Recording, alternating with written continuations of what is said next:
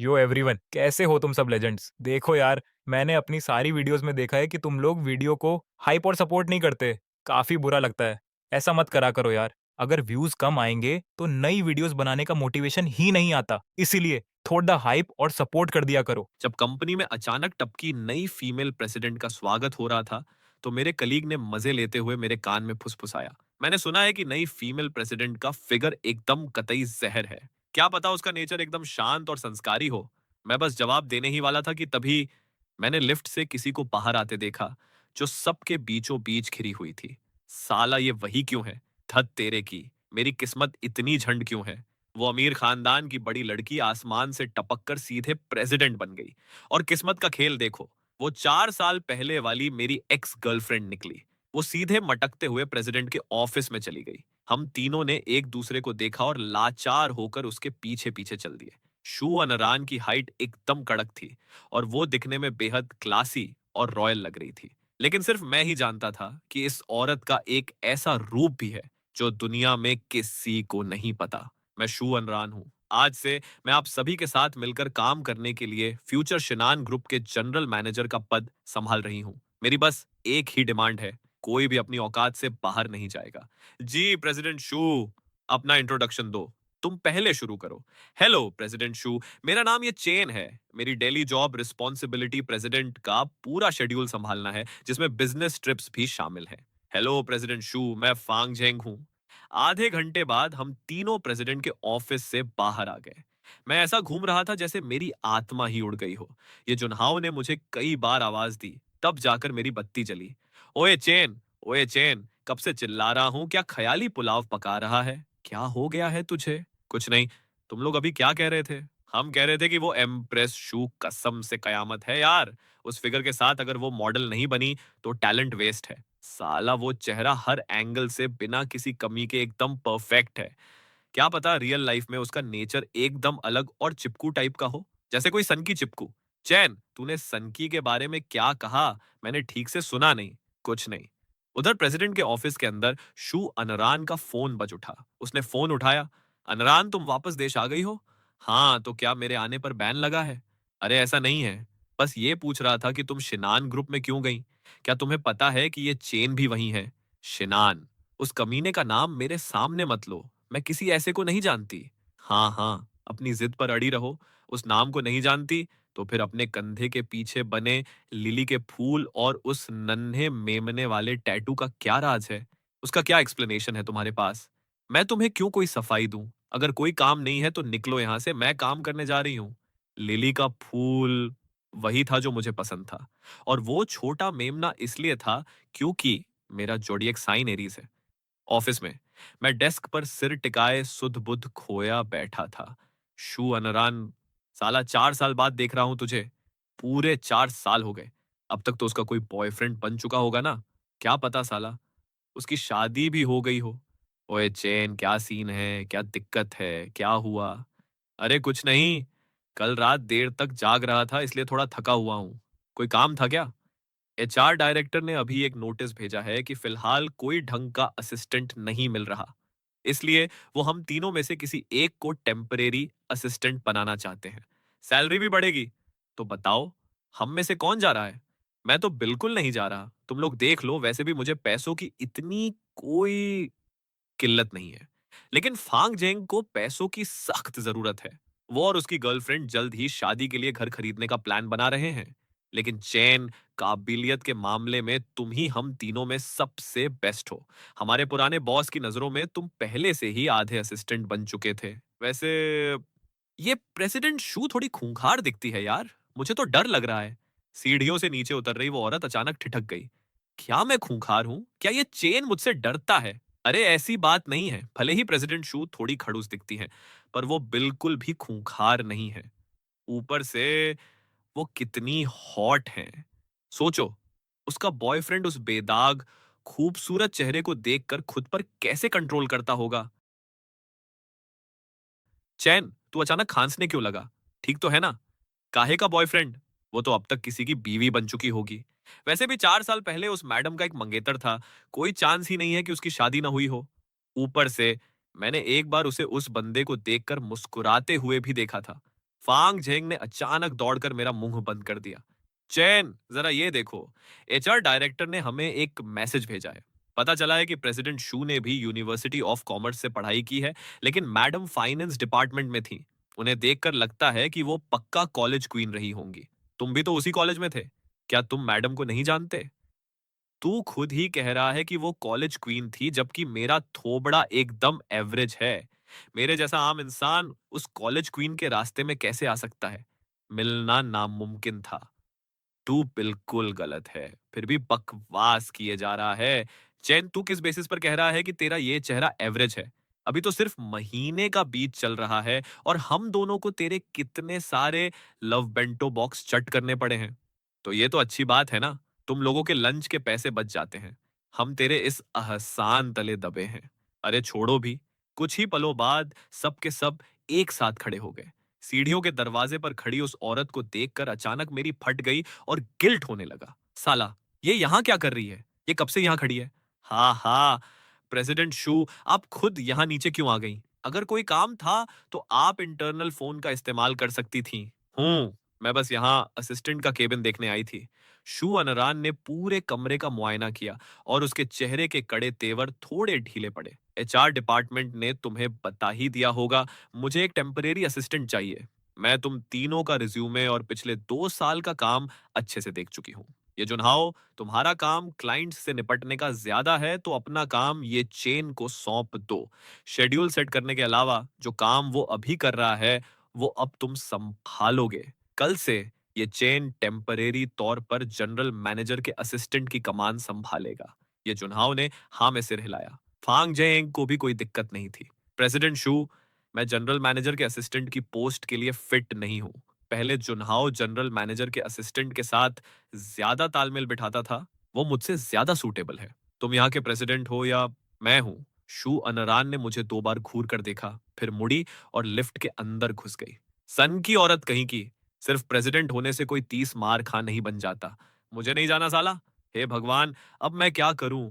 चैन, तेरा थोबड़ा ऐसा क्यों लग रहा है जैसे तुझे फांसी के फंदे पर लटकाने ले जा रहे हो? इतने मस्त बेनिफिट्स मिल रहे हैं और प्रमोशन भी हो रहा है, फिर भी तू क्यों रो रहा है? मैं खुश नहीं हूं, मुझे जाना ही नहीं है। चुनहाओ जेंग, जल्दी कोई जुगाड़ लगाओ और मेरी मदद करो। वो प्रेसिडेंट है साले, हम क्या उखाड़ सकते हैं? रिलैक्स कर। प्रेसिडेंट शू शायद उस पुराने चूसने वाले खड़ूस बॉस जितनी बुरी नहीं होंगी। तू तो ऊपर मजे काटने जा रहा है। 1 घंटे बाद मैं भारी कदमों से प्रेसिडेंट के ऑफिस की तरफ बढ़ा। भले ही मुझे पता था कि मेरे और उसके बीच अब कोई चांस नहीं बचा है, फिर भी उसकी वो ठंडी आवाज सुनकर मेरे दिल में थोड़ा दर्द तो हुआ। मैंने अपनी फीलिंग्स को दबाया, चेहरे पर वो नकली कॉर्पोरेट स्माइल चिपकाई और दरवाजा ढकेल दिया। शू अनरान अपनी डेस्क पर बैठी थी। उसकी पतली उंगलियां कीबोर्ड पर दनादन चल रही थीं। उसने अपना सिर तक नहीं उठाया, क्योंकि जब मैं कांच के दरवाजे के बाहर खड़ा था, उसने तभी मेरी उस परछाई को देख लिया था। वो परछाई जिसे वो जिंदगी भर नहीं भूल सकती थी। प्रेसिडेंट शू, मैंने पहले कभी असिस्टेंट का काम नहीं किया है। क्या तुम्हें इस जॉब ट्रांसफर से कोई शिकायत है? नहीं, मुझे बस ऐसा लगता है। तुम्हारी औकात ही क्या है जो तुम कुछ फील करो? मेरे चेहरे की वो नकली हंसी वहीं जम गई। सही बात है साला, मेरी औकात ही क्या है? अब वो मेरी बॉस है। अगर मुझे काम नहीं करना तो मैं सीधे एचआर डिपार्टमेंट जाकर अपना इस्तीफा सौंप सकता हूँ। वो इतनी पराई बन रही थी जैसे हम दोनों पहले कभी एक दूसरे को जानते ही ना हो। लेकिन मैं इस्तीफा क्यों दूं? इतनी घिसाई के बाद तो यहां तक पहुंचा हूं। 18,000 महीना कमाने लगा हूं, ऊपर से 60,000 का ईयर एंड बोनस भी मिलता है। किस हक से वो मुझे कंपनी छोड़ने पर मजबूर कर रही है? प्रेसिडेंट शू, मेरा एक सवाल है। क्या इस पोजीशन ट्रांसफर की वजह से मेरी सैलरी में कोई बदलाव होगा? तुम्हारी अभी की मंथली सैलरी कितनी है? 18,000। मैंने एक आज्ञाकारी कॉर्पोरेट मजदूर की तरह अपनी मुस्कान बनाए रखी। उसकी उंगलियां धीरे से डेस्क पर थपथपाईं। 18,000, ये तो कुछ ज्यादा ही है। मेरे चेहरे की बची कुची हंसी भी गायब हो गई। प्रेसिडेंट शू, आपके कहने का क्या मतलब है? मुझे याद है कि शिनान के एचआर डिपार्टमेंट का नियम है कि पोजीशन ट्रांसफर होने पर 1 महीने का प्रोबेशन पीरियड होता है। और चूंकि ये प्रोबेशन पीरियड है, इसलिए सैलरी भी प्रोबेशन रेट के हिसाब से ही कैलकुलेट होगी। मैं आखिरकार उसकी चाल समझ गया। उसका मतलब था कि अगर मैं उसके जनरल मैनेजर का असिस्टेंट बनता हूं, तो मेरी सैलरी प्रोबेशन के चूसे हुए रेट पर मिलेगी। मैं धीरे से हंसा। तो क्या मैं जान सकता हूं प्रेसिडेंट शू कि एक असिस्टेंट की प्रोबेशन सैलरी कितनी होती है? शू अनरान ने अपनी डेस्क पर रखे इंटरनल फोन का बटन दबाया। जनरल मैनेजर के असिस्टेंट की प्रोबेशन सैलरी कितनी है? 1,000। ठीक है, समझ गई। उसने फोन पटक दिया। उसकी आवाज में रत्ती भर भी गर्माहट नहीं थी। सुना तुमने? क्या असिस्टेंट चेन का कोई और सवाल है? मैंने अपना एम्प्लॉय बैज उतार कर फेंक दिया। कोई सवाल नहीं है। भाड़ में गया काम। मैं रिजाइन कर रहा हूं। जैसे ही मैं मुड़कर जाने लगा, तभी पीछे से एक हल्की सी आवाज गूंजी। अगर मुझे ठीक से याद है तो असिस्टेंट का लेबर कॉन्ट्रैक्ट पिछले साल ही रिन्यू हुआ था। जनरल मैनेजर के असिस्टेंट के काम में कंपनी के सबसे जरूरी और सीक्रेट डॉक्यूमेंट्स शामिल होते हैं। अगर तुम रिजाइन करना चाहते हो तो तुम्हें 30 दिन पहले का नोटिस देना होगा, और साथ ही लीगल डिपार्टमेंट के साथ मिलकर वेरिफिकेशन और काम का हैंडओवर पूरा करना होगा। वरना इसे ब्रीच ऑन ऑफ कॉन्ट्रैक्ट माना जाएगा और तुम्हें कंपनी को 24 महीने की सैलरी का हर्जाना देना होगा। असिस्टेंट चेन की मौजूदा मंथली सैलरी के हिसाब से कुल 4,32,000 युआन बनते हैं। चलो, चूंकि असिस्टेंट चेन ने पिछले 4 सालों से कंपनी में जी तोड़ मेहनत की है, तो 4,30,000 ही काफी रहेंगे। ऑफिस छोड़ने से पहले इसे कंपनी के अकाउंट में ट्रांसफर करना मत भूलना। पेनल्टी? लेबर कॉन्ट्रैक्ट में ऐसा कोई हर्जाने का नियम नहीं है। प्रेसिडेंट शू, क्या अब मैं 90 डिग्री झुककर आपको 2,000 युआन कम करने के लिए थैंक यू बोलूं? बाकी एम्प्लॉयजर्स के लिए नहीं है, पर तुम्हारे लिए है। मैं समझ गया साला। वो ये सब जानबूझकर कर रही थी, मुझे तंग करने के लिए। कंपनी एक एम्प्लॉय से गलत तरीके से हर्जाना मांग रही है। मैं इसकी शिकायत अथॉरिटीज से कर सकता हूँ। शू अनरान ऐसे खड़ी हो गई जैसे कुछ हुआ ही ना हो। जाओ, जो उखाड़ना है उखाड़ लो। मैं पीठ फेरकर आगे बढ़ गया। बिजनेस की दुनिया बहुत छोटी है। असिस्टेंट चेन को अपना करियर चेंज करने के लिए तैयार रहना चाहिए। अब मेरा पारा चढ़ गया। मुझसे और बर्दाश्त नहीं हुआ। शू अनरान, तुम मुझे मजबूर करके क्या उखाड़ लोगी? मेरे सामने भीख मांगो तो शायद मैं तुम्हारा इस्तीफा साइन करने के बारे में सोचूं। कभी नहीं। मैंने अपना एम्प्लॉय बैज वहीं दे मारा। कांच के दरवाजे को गुस्से में जोर से खींचा, बगल के असिस्टेंट वाले केबिन में गया और दरवाजा धड़ाम से बंद कर दिया। मेरा गुस्सा 7वें आसमान पर था।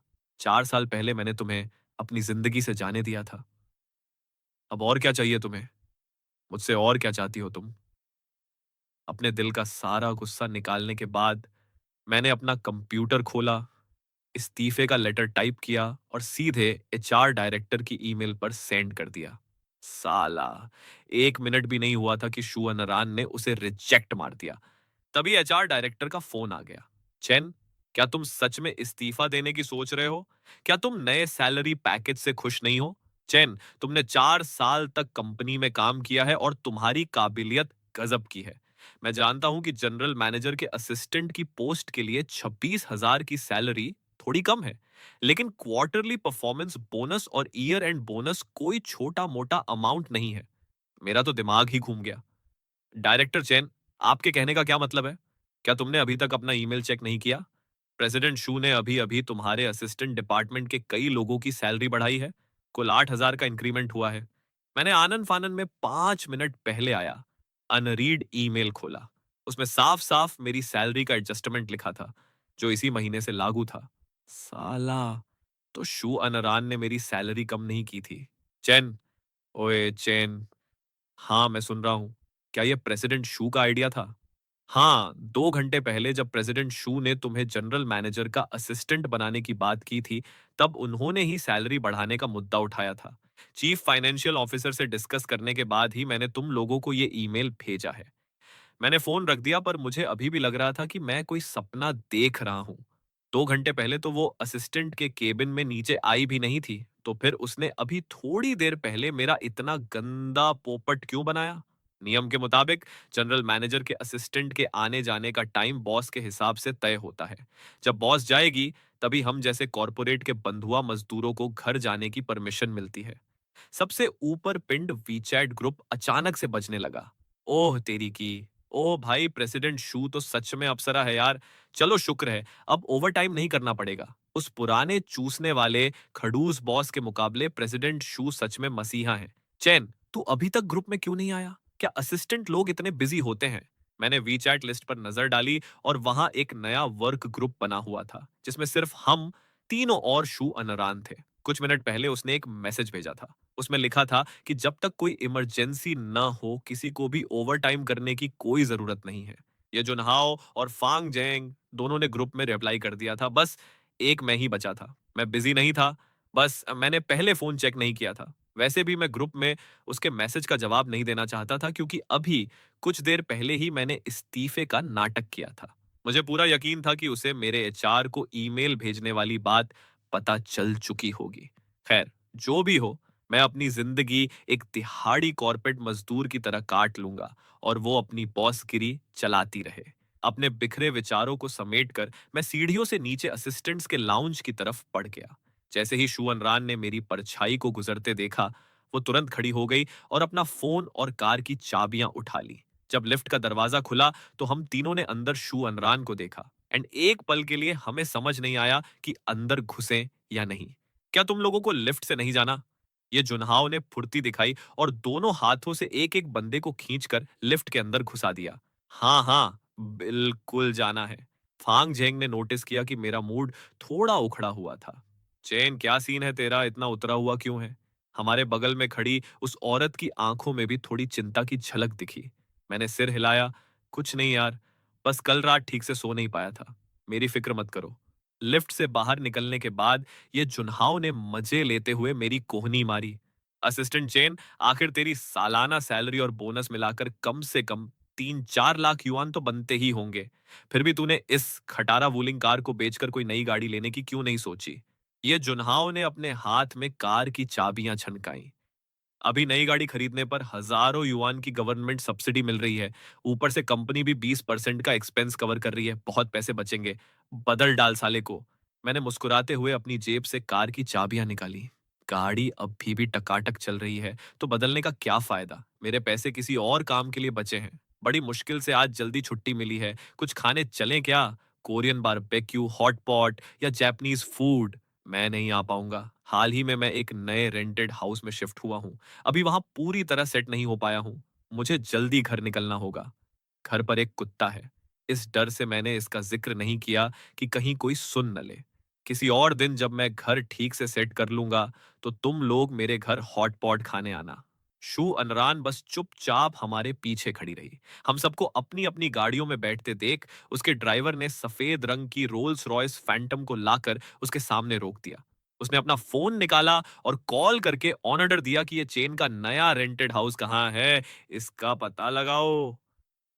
फोन की दूसरी तरफ शिया कियाओ ने ताना मारा, तुमने तो कहा था कि तुम्हें रत्ती भर भी परवाह नहीं है। शू अनरान ने काफी देर तक कोई जवाब नहीं दिया। ठीक है प्रेसिडेंट शू, बस थोड़ा इंतजार करो, 10 मिनट में बताती हूँ। शू अनरान ने तसल्ली से फोन काट दिया। ऑफिस छूटने के टाइम हैवी ट्रैफिक जाम था और मेरी छोटी सी इलेक्ट्रिक कार बड़ी चालाकी से गाड़ियों के बीच से रास्ता बना रही थी। शू अनरान के ड्राइवर ने यह नजारा देखा और बड़बड़ाए बिना नहीं रह सका। पता नहीं कौन लोग ऐसी छिछोरी छोटी इलेक्ट्रिक गाड़ियां खरीदते हैं यार। दिखने में तो ठीक है, पर अगर इसमें खुद से आग लग गई तो चेसिस के अलावा कुछ नहीं बचेगा। शू अनरान ने बहुत कम ही जवाब देते हुए पूछा, क्या इस तरह की गाड़ियां अनसेफ होती हैं? हाँ हाँ, मैडम आप खुद ही सोचिए ना। सिर्फ कुछ हजार युआन की गाड़ी कितनी सेफ हो सकती है? सेफ्टी एयरबैग्स तो सिर्फ इसके प्रीमियम मॉडल में आते हैं। अगर हम इसमें टक्कर मार दें तो। शू, प्रेसिडेंट शू, आपने क्या कहा? मैंने कहा कि ठोक दो साले को। ड्राइवर ने अपनी आंखें जोर से मींची और सीधे एक्सीलेटर पर पैर दबा दिया। इतनी गंदी टक्कर के बावजूद उस इलेक्ट्रिक कार को ज्यादा कुछ नहीं हुआ। शू अनरान को इस टक्कर से कोई फर्क नहीं पड़ा। उसका शरीर टस से मस नहीं हुआ। हालांकि उसने देखा कि आगे वाली कार बुरी तरह हिल गई थी। थोड़ा आराम से नहीं ठोक सकते थे क्या? अगर उसे चोट लग जाती तो? अरे मैडम, मेरे साथ नाइंसाफी हो रही है। मेरी स्पीड सच में ज्यादा नहीं थी। मैंने तो एक्सीलेटर को जोर से दबाने की हिम्मत तक नहीं की थी। जब एक चमचमाती रोल्स रॉयस फैंटम एक पिद्दी सी इलेक्ट्रिक कार को पीछे से ठोक देती है तो आसपास के लोग उस इलेक्ट्रिक कार के ड्राइवर की किस्मत से जलने लगते हैं। रही बात उस बंदे की जिसकी कार का पिछवाड़ा ठुका था, यानी कि मैं, तो मेरा दिमाग पूरी तरह से सुन्न हो चुका था। जब मैंने शुरुआत में गाड़ी चलाना सीखा था तो मेरा हाथ थोड़ा ढीला था, इसलिए अक्सर मैं ही दूसरों को पीछे से ठोकता था। पर इस बार साला किसी और ने मुझे पीछे से उड़ा दिया था, और वो भी यहाँ तक सोचते ही मैंने रियर व्यू मिरर में झांका। अरे हे भगवान! Rolls Royce! प्लीज ये मत कहना कि ये लोग मुझसे हर्जाना वसूलेंगे। मेरी तो वॉट लग गई, कतई झंड हो गया मैं। अब मेरी जिंदगी में अच्छे दिन कैसे आएंगे? भगवान सच में मेरा गेम बजाना चाहता है। यही सोचकर मैंने आनन फानन में अपना फोन खोला और वी चैट पर अपना बैंक बैलेंस चेक किया। मैंने देखा कुल 58,300 युआन थे। साला इतने में तो हर जाना निपट जाना चाहिए ना। ये मेरी पूरी जिंदगी की जमा पूंजी थी। इसके अलावा मेरे पास एक फूटी कौड़ी भी नहीं बची थी। इसी बीच किसी ने मेरी कार का शीशा खटखटाया और मेरी फटकर हाथ में आ गई। मेरा दिल धक धक करने लगा। मैंने एक लंबी सांस ली, शीशा नीचे किया तो सामने एक सीधा साधा अधेड़ उम्र का आदमी घबराया हुआ मुस्कुरा रहा था और बोला, माफ करना, बहुत बहुत माफी चाहता हूँ छोटे, मैं टाइम पर ब्रेक नहीं लगा पाया। क्या आप थोड़ा बाहर आकर गाड़ी का डैमेज चेक कर सकते हैं? पूरा हर्जाना हमारी तरफ से होगा। अब सामने वाले का एटीट्यूड इतना बढ़िया था तो मेरा अंदर बैठना ठीक नहीं लग रहा था। ठीक है, मैं अपनी सीट बेल्ट खोलता हूँ। ड्राइवर के पीछे पीछे गाड़ी के पिछले हिस्से की तरफ जाते हुए जब मैंने अपना रियर बम्पर उनकी गाड़ी में फंसा हुआ देखा तो मेरी आंखों के सामने अंधेरा छा गया। ऐसा लगा जैसे मुझे अपनी आने वाली कबाड़ जिंदगी साफ दिखने लगी हो। क्या आप लोग सच में पूरा हर्जाना भरेंगे? मुझे तो अपनी जेब से एक ढेला भी नहीं देना पड़ेगा ना? अरे हाँ, बिल्कुल सही। आपको क्या लगता है हमें इस मामले को कैसे सुलझाना चाहिए? कार के अंदर बैठी वो अमीर जादी मन ही मन सोच रही थी कि वो मुझे एक बिल्कुल नई चमचमाती गाड़ी गिफ्ट कर देगी। थोड़ा ढंग से बात नहीं कर सकते क्या? मेरे लिए मुसीबत खड़ी मत करो। मैंने आगे बढ़कर अपनी कार के पिछले हिस्से से उखड़े हुए पेंट को छुआ। भले ही मेरे दिल के टुकड़े टुकड़े हो रहे थे, फिर भी मैंने तमीज से बात की। कोई जरूरत नहीं है। आपकी कार की हालत तो और भी बदतर लग रही है। हर जाने की कोई बात नहीं है, मैं खुद ही देख लूंगा। इसी वक्त शू अनरान कार से बाहर निकली और ड्राइवर एकदम सावधान होकर खड़ा हो गया और इज्जत से उसे रिपोर्ट दी। एम्प्रेस, ये महाशय कह रहे हैं कि हमें हर्जाना देने की कोई जरूरत नहीं है। शू अनरान ने उसे ऐसी खूंखार नजरों से घूरा कि ड्राइवर ने तुरंत अपना मुंह बंद कर लिया। फिर उसने मुझसे कहा, आई एम सो सॉरी। ये सब मेरे ड्राइवर की गलती है जो इतनी तेज गाड़ी चला रहा था। हर्जाना मेरी तरफ से दिया जाएगा। ड्राइवर की आंखें फटी की फटी रह गईं। मेरी गलती? क्या एम्प्रेस ने खुद नहीं कहा था कि ठोक दो साले को? अब अचानक सारा ठीकरा मेरे सिर पर क्यों फोड़ा जा रहा है? साला, दुनिया में कोई इंसाफ बचा है कि नहीं? वो जानी पहचानी आवाज सुनकर मैं सन्न रह गया। फिर अचानक चौंक कर मेरे मुंह से निकला, प्रेसिडेंट शू। शू अनरान ने एक ठंडी हुंकार भरी और कहा, जाकर खुद एक नई कार खरीद लो और उसका बिल रीइंबर्समेंट के लिए ले आना, या फिर कंपनी को तुम्हारे लिए कार खरीदने दो। दोनों में से एक ऑप्शन चुन लो। कोई जरूरत नहीं है। मेरी गाड़ी अभी भी बढ़िया चलती है। बदलने की कोई जरूरत नहीं है। सब ठीक है प्रेसिडेंट शू। शू अनरान कुछ सेकंड के लिए शांत हो गई। कल सुबह मेरे ऑफिस आ जाना। अगर उसने ये चेन को खुद गाड़ी खरीदने की छूट दी तो वो पक्का दोबारा वैसी ही कबाड़ गाड़ी उठा लाएगा। प्रेसिडेंट शू, सच में किसी हर्जाने की जरूरत नहीं है। बस थोड़ा सा पेंट ही तो उखड़ा है। ये कार अभी भी बहुत काम की है। शू अनरान ने धीरे से मुंह बनाया, फिर दोहराया, काम की? मैं उसके इस एटीट्यूड से पूरी तरह चकरा गया था। मैंने कुछ गलत नहीं कहा। ये हमेशा से बहुत। इससे पहले कि मैं अपनी बात पूरी करता, शू अनरान की हरकत देखकर मेरी सिट्टी पिट्टी गुम हो गई। ओए ओए ओए, क्या करने का इरादा है तुम्हारा? मैंने देखा कि शू अनरान वापस कार में बैठी, रिवर्स गियर डाला और मैं पलक झपकते ही उसका इरादा ताड़ गया। मैं तुरंत दौड़कर कार के आगे खड़ा हो गया और जोर से चिल्लाया, शू अनरान, क्या तुम पगला गई हो? ऐ, अभी के अभी रुको। ये लौंडा तो सच में जिगर वाला निकला। सीधे प्रेसिडेंट शू का नाम लेकर चिल्ला रहा है। कार का शीशा नीचे हुआ और शू अनरान ने अपना सिर बाहर निकाला। ओल्ड टू, इसे रास्ते से हटाओ। ओल्ड टू की हुक्म टालने की औकात नहीं थी। सर, गुस्ताखी माफ हो। तभी एक जोरदार धमाके की आवाज गूंजी और मैं ओल्ड टू की पकड़ से छूटकर वहीं मुंह फाड़े खड़ा रह गया, क्योंकि मेरी आंखों के सामने मेरी इलेक्ट्रिक कार पलटकर कबाड़ बन चुकी थी। मैंने उसे सीधा सवाल दागा, शू अनरान, क्या तुम दिमागी रूप से बीमार हो? कोई काम धंधा नहीं है क्या जो मेरी कार ठोकती? शू अनरान ने अपनी उस रोल्स रॉयस फैंटम की तरफ देखा तक नहीं, जो खुद आगे से पिचक चुकी थी, जबकि उसके बगल में खड़ा ओल्ड टू खून के आंसू रो रहा था। वो एक ग्लोबल लिमिटेड एडिशन मॉडल था। क्या रईस लोग ऐसे ही पागलों की तरह हरकतें करते हैं? वो रोल्स रॉयस फैंटम थी। ठोकने को कहा तो सच में कबाड़ा कर दिया। इसी बीच शू अनरान कार से नीचे उतरी, मेरे ठीक सामने आकर खड़ी हुई और बोली, कल सुबह मेरे ऑफिस आ जाना, आकर अपनी नई कार की चाबियां ले लेना। मैंने ऐसा नाटक किया जैसे मैंने उसका एक लफ्ज भी ना सुना हो, और अपना फोन निकालकर इंश्योरेंस कंपनी को कॉल मिलाने लगा। मुझे अड़े हुए देखकर शू अनरान अपनी उस पिचकी हुई कार के बोनट से टेक लगाकर खड़ी हो गई, मानो उसने ठान लिया हो कि वो आखिरी दम तक मेरा पीछा नहीं छोड़ेगी। तभी ओल्ड टू दबे पांव शू अनरान के पास आया और डरते डरते पूछा, प्रेसिडेंट शू, क्या इंश्योरेंस कंपनी को बुलाना है? काहे का इंश्योरेंस? हूं, क्या मैं इस खटारा गाड़ी का हर्जाना भी नहीं दे सकती? ओल्ड टू ने उस गाड़ी के टूटे हुए अगले हिस्से को देखा जिस पर वो टिकी हुई थी। तो फिर आपकी इस गाड़ी का क्या होगा मैडम? शू अनरान ने सड़क किनारे खड़े होकर फोन मिलाते हुए मेरी तरफ देखा और कड़क कर बोली, अगर ये ठीक नहीं हो सकती तो इसे कबाड़ में फेंक दो। ओल्ड टू ने राहत की सांस ली। चलो शुक्र है कि इसे अभी नहीं फेंकना पड़ेगा। चूंकि भारी ट्रैफिक का टाइम था, इसलिए इंश्योरेंस कंपनी को आने में पूरे 1.5 घंटे लग गए। उस पलटी हुई वूलिंग और रोल्स रॉयस फैंटम को देखकर इंश्योरेंस एजेंट ने कांपते हुए मुझसे एक सवाल पूछा, मिस्टर चैन, क्या आपको पक्का यकीन है कि इन्होंने ही आपको ठोका है? कहीं आपने खुद तो अपनी गाड़ी नहीं पलट ली ना? अंधा है क्या साले? तुझे ये सीन साफ दिखाई नहीं दे रहा?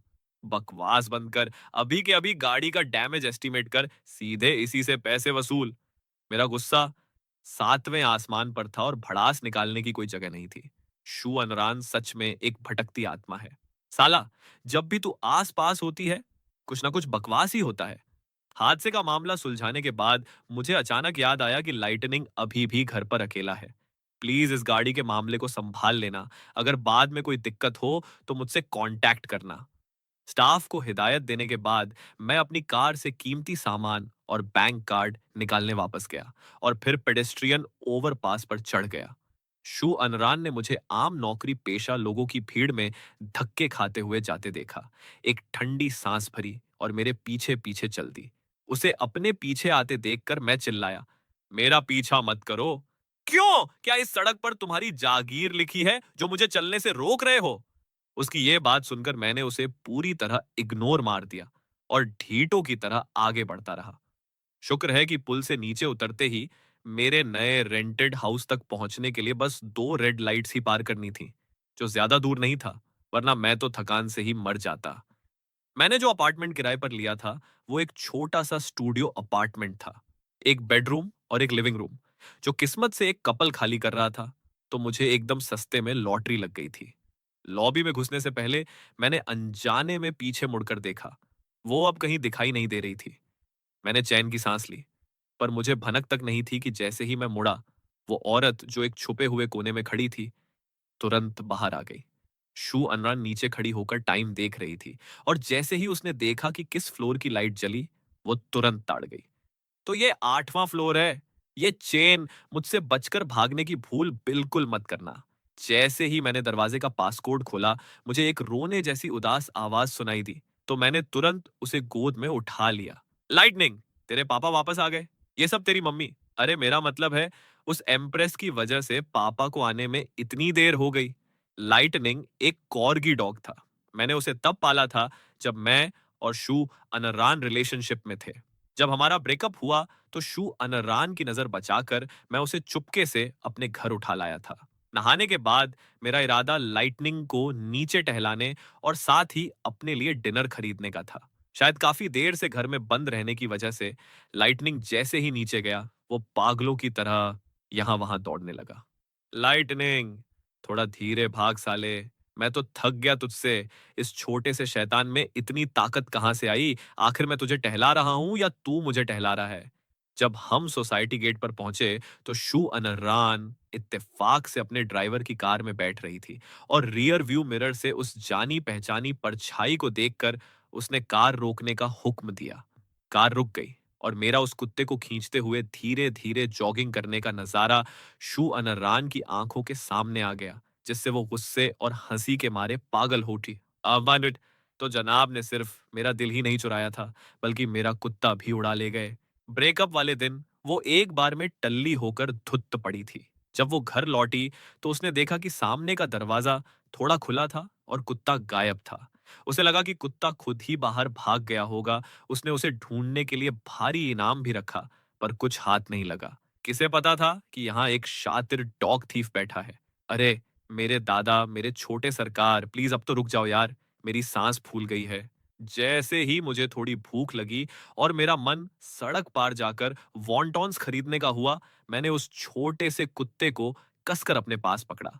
फिर मैं सड़क पार करके दूसरी तरफ चला गया।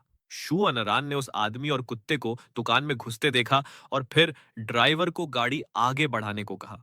लाइटनिंग को शायद कुछ आभास हुआ। उसने अपना सिर पीछे घुमाया और जोर जोर से भौंकने लगा। उसकी नजर का पीछा करते हुए मैंने भी दरवाजे के बाहर झांका तो सिर्फ एक काली कार को दूर जाते देखा। मैंने तुरंत उसे डांटा। लाइटनिंग, किस पर भौंक रहा है साले? चुप हो जा। खाना खत्म करने के बाद मुझे इंश्योरेंस कंपनी से एक मैसेज मिला, जिसमें लिखा था कि शू अनरान मुझसे पर्सनली सेटलमेंट करना चाहती है और उन्होंने मुझे उसका फोन नंबर भी भेजा था। इसके अलावा इंश्योरेंस कॉन्ट्रैक्ट के नियमों के मुताबिक इंश्योरेंस कंपनी ने मुझे कार के मुआवजे के तौर पर 55,000 युआन का पेमेंट कर दिया था। मैंने लाइटनिंग को मेरे बेड के बगल में उसके छोटे से बिस्तर पर सुलाया, उसके पास घुटनों के बल बैठा और फुसफुसाने लगा। लाइटनिंग, मैं तो उस औरत के आगे पूरी तरह सरेंडर कर चुका हूं। वो 1% भी नहीं बदली, आज भी उतनी ही सिरदर्द है। थोड़ी देर बात करने के बाद मैं फर्श पर सीधे बैठ गया और उसका सिर सहलाने लगा। अब मैं क्या करूं लाइटनिंग? तेरे पापा ने उसे भूलने की कितनी कोशिश की थी, वो फिर से क्यों टपक गई? अब तक तो उसकी शादी भी हो चुकी होगी, है ना? उस छोटे कुत्ते ने अपने मालिक के इमोशन को भांप लिया और अपना मुंह मेरे हाथ पर रगड़ने लगा। लाइटनिंग, तुझे तेरा असली पापा चाहिए या कोई सौतेला बाप? अगर तुझे सौतेला बाप चाहिए तो पापा तुझे तेरी सगी मम्मी के पास वापस छोड़ आएंगे। लाइटनिंग ने धीरे से कुंकुम किया। मैंने दोबारा उसका सिर थपथपाया, उसे उसके बिस्तर पर सुलाया और खुद बेड पर चढ़ गया। मैंने अपना फोन खोला और अपने दूसरे अकाउंट पर स्विच किया। इस अकाउंट की ब्लॉक लिस्ट में एक ऐसा इंसान था जिसका नाम बिल्कुल हमारी कंपनी के वर्क ग्रुप वाले नाम से मैच करता था। उसने अभी तक अपना वीचैट अकाउंट नहीं बदला था। क्या वो इतने सालों से मेरा इंतजार कर रही थी? यही सोचते हुए न जाने क्या भूत सवार हुआ कि मैंने उस बंदे को ब्लॉकलिस्ट से बाहर निकाल दिया। नहाने के बाद शू अनरान बाथरोब पहने सोफे पर बैठी थी।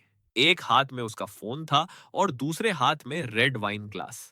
फोन की दूसरी तरफ से आवाज आई, तुमने तो कहा था कि तुम उससे प्यार नहीं करती, तो फिर उसका एड्रेस क्यों निकलवाया? क्या आधी रात को कुत्ता चुराने का इरादा है या बदला लेने का? सिर्फ एक ब्रेकअप ही तो था, बात इतनी आगे नहीं बढ़नी चाहिए। इसी बीच शू अनरान ने अचानक पूछा, उसकी माँ की डेथ कब हुई थी? लगता है तुम दोनों के ब्रेकअप के करीब आधे साल बाद। शू अनरान ने वीचैट खोला। उसकी उंगली आदत के मुताबिक सबसे ऊपर पिंड अकाउंट पर टिक गई। उस पर आखिरी मैसेज अभी भी 4 साल पहले का था, जिस दिन उसका कुत्ता खोया था। चैन, क्या तुम अब मुझे नहीं चाहते? ऐसा क्यों है कि लाइटनिंग भी अब मेरे पास नहीं रहना चाहता? उसने ऊपर स्क्रॉल करके सैकड़ों मैसेज देखे, जिनमें से एक भी मैसेज पहले सेंड नहीं हो पाया था। उसकी उंगली स्क्रीन पर कुछ बार थपथपाई और अनजाने में वो मैसेज इस बार सेंड हो गया। शू अनरान ने मैसेज को रिकॉल करने के लिए अपना वाइन ग्लास नीचे रखा, पर तब तक देर हो चुकी थी, वो रिकॉल नहीं हो सकता था। इसलिए उसके पास वर्क ग्रुप में जाने के अलावा कोई रास्ता नहीं बचा। उसने ये चेन को विचैट फ्रेंड बनाने के लिए रिक्वेस्ट भेजी और कुछ मिनट इंतजार करने के बाद भी उसे कोई जवाब नहीं मिला। चलो बहुत बढ़िया, ये चेन, तू सच में ढीठ निकला। अगली सुबह बहुत जल्दी, इससे पहले कि अलार्म बजता, उस कुत्ते ने मुझे चाट चाट कर जगा दिया। देर हो गई साले, मैं ऑफिस के लिए लेट हो गया लाइटनिंग। मैंने हाथ बढ़ाकर कुत्ते को अपनी बाहों में भींचा, उसका सिर सहलाया और अपना फोन उठाया तो देखा कि एक अनरीड मैसेज पड़ा था।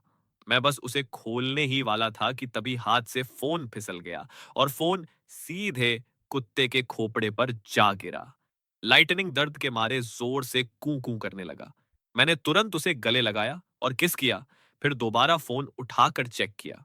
मैंने देखा कि जिस बंदे को मैंने कल रात ब्लॉक लिस्ट से निकाला था, उसने कुछ शब्द भेजे थे। तुमने मेरा कुत्ता चुराया है। ये देखते ही मैंने तुरंत उस कुत्ते का थूथन पकड़ा और पूछताछ का पूरा ड्रामा शुरू कर दिया। लाइटनिंग, क्या तूने चुपके से अपनी मम्मी को बता दिया कि तू पापा के पास रह रहा है? सच उगल साले, क्या पापा तुझे ढंग से नहीं रखते? लाइटनिंग अपना थूथन पकड़े हुए एकदम मासूम दिख रहा था। साला, असली विक्टिम तो यहाँ वही कुत्ता था ना। मैंने उसके मैसेज का कोई जवाब नहीं दिया। मेरा मन तो उसे वापस ब्लॉक लिस्ट में डालने का था, पर मुझे लगा कि ऐसा करने से मेरी चोरी पकड़ी जाएगी। छोड़ो यार, मैं वापस अपने दूसरे वाले अकाउंट पर स्विच कर लेता हूँ। स्विच करने के बाद मुझे तुरंत वहां एक एक्स्ट्रा फ्रेंड रिक्वेस्ट दिखाई दी। मेरे दिल ने कहा कि सीधे रिजेक्ट मार दूं, पर फिर सोचा कि साला अब वो मेरी बॉस है, उसे फ्रेंड ना बनाना आफत को न्योता देना होगा। चलो छोड़ो, मैं ऐसा नाटक करूंगा जैसे मैंने कुछ देखा ही नहीं। वैसे भी कौन सा दिमाग से पैदल बॉस आधी रात को अपने एम्प्लॉय को वीचैट पर फ्रेंड रिक्वेस्ट भेजता फिरता है। ब्रश करने और फ्रेश होने के बाद मुझे आखिरकार याद आया कि मेरी गाड़ी तो उस अमीर जादी ने पलटकर कबाड़ कर दी थी, इसलिए मुझे ऑफिस जाने के लिए टैक्सी ही बुलानी पड़ेगी। हैवी ट्रैफिक के पीक टाइम में टैक्सी की लाइन में खड़े खड़े ही 10 मिनट से ज्यादा बीत गए, और जब तक मैं भागते हुए कंपनी की लॉबी में पहुंचा, सुई कांटे पर अटकी हुई थी। लिफ्ट का दरवाजा बंद होने ही वाला था कि मैंने चिल्लाया, जरा रुकना। साला, ये चेन की किस्मत ही आज खराब थी। पक्का सुबह राहु केतु देखकर निकला था। शू अनरान वहां फाइनेंशियल डायरेक्टर के साथ खड़ी थी। मैं कुछ सेकंड के लिए वहीं जम गया, धर्म संकट में फंसा था। पर फिर मुझे ढीठ बनकर लिफ्ट के अंदर घुसना ही पड़ा। इस अजीब सिचुएशन के मुकाबले मुझे अपने परफेक्ट अटेंडेंस बोनस की ज्यादा फिक्र थी। आखिरकार मैंने तमीज से उन्हें विश किया। हेलो प्रेसिडेंट शू, हेलो डायरेक्टर छांग। छोटे चेन, तुम्हें बिल्कुल टाइम पर आते देखना तो चमत्कार जैसा है। सुबह मिले उस मैसेज की वजह से मेरी बगल में खड़ी उस औरत का थोबड़ा देखने की मेरी बिल्कुल हिम्मत नहीं हो रही थी। आखिर उसे सच में पता चल गया था कि लाइटनिंग को मैंने चुराया है, या उसने गलती से किसी और को भेज दिया था। मुझे खुद कुछ समझ नहीं आ रहा था। मैं टैक्सी से आया हूँ, इसलिए थोड़ा लेट हो गया। टैक्सी से? तो तुम्हारी वो इलेक्ट्रिक कार कहाँ गई? उसे किसी ने पीछे से ठोक कर पलट दिया। कौन था वो? कितनी घटिया ड्राइविंग है। मैंने बाहर से एक नकली मुस्कान बनाई, पर मन ही मन सोचा, साला, जो मेरे ठीक बगल में खड़ी है वही तो है वो ड्राइवर। पर यह मानना पड़ेगा, उसकी ड्राइविंग स्किल्स सच में कतई बकवास थी। इसी बीच लिफ्ट 16वें फ्लोर पर रुकी और फाइनेंशियल डायरेक्टर हम दोनों को बाय बोलकर बाहर निकल गए। अंदर अब सिर्फ मैं और शू अनरान बचे थे। माहौल अचानक से एकदम अजीब और भारी हो गया। मैंने अपनी आंखें डिस्प्ले पैनल पर बदलते नंबर्स पर गड़ा दी।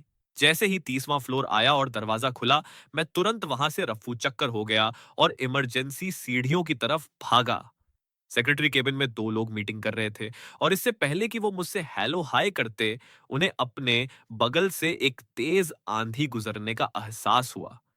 चुनाव, क्या वो अभी ये चेन था क्या?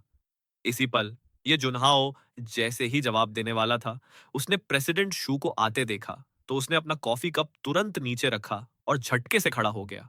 हेलो प्रेसिडेंट शू। फांग जेंग को थोड़ी देर बाद अक्ल आई।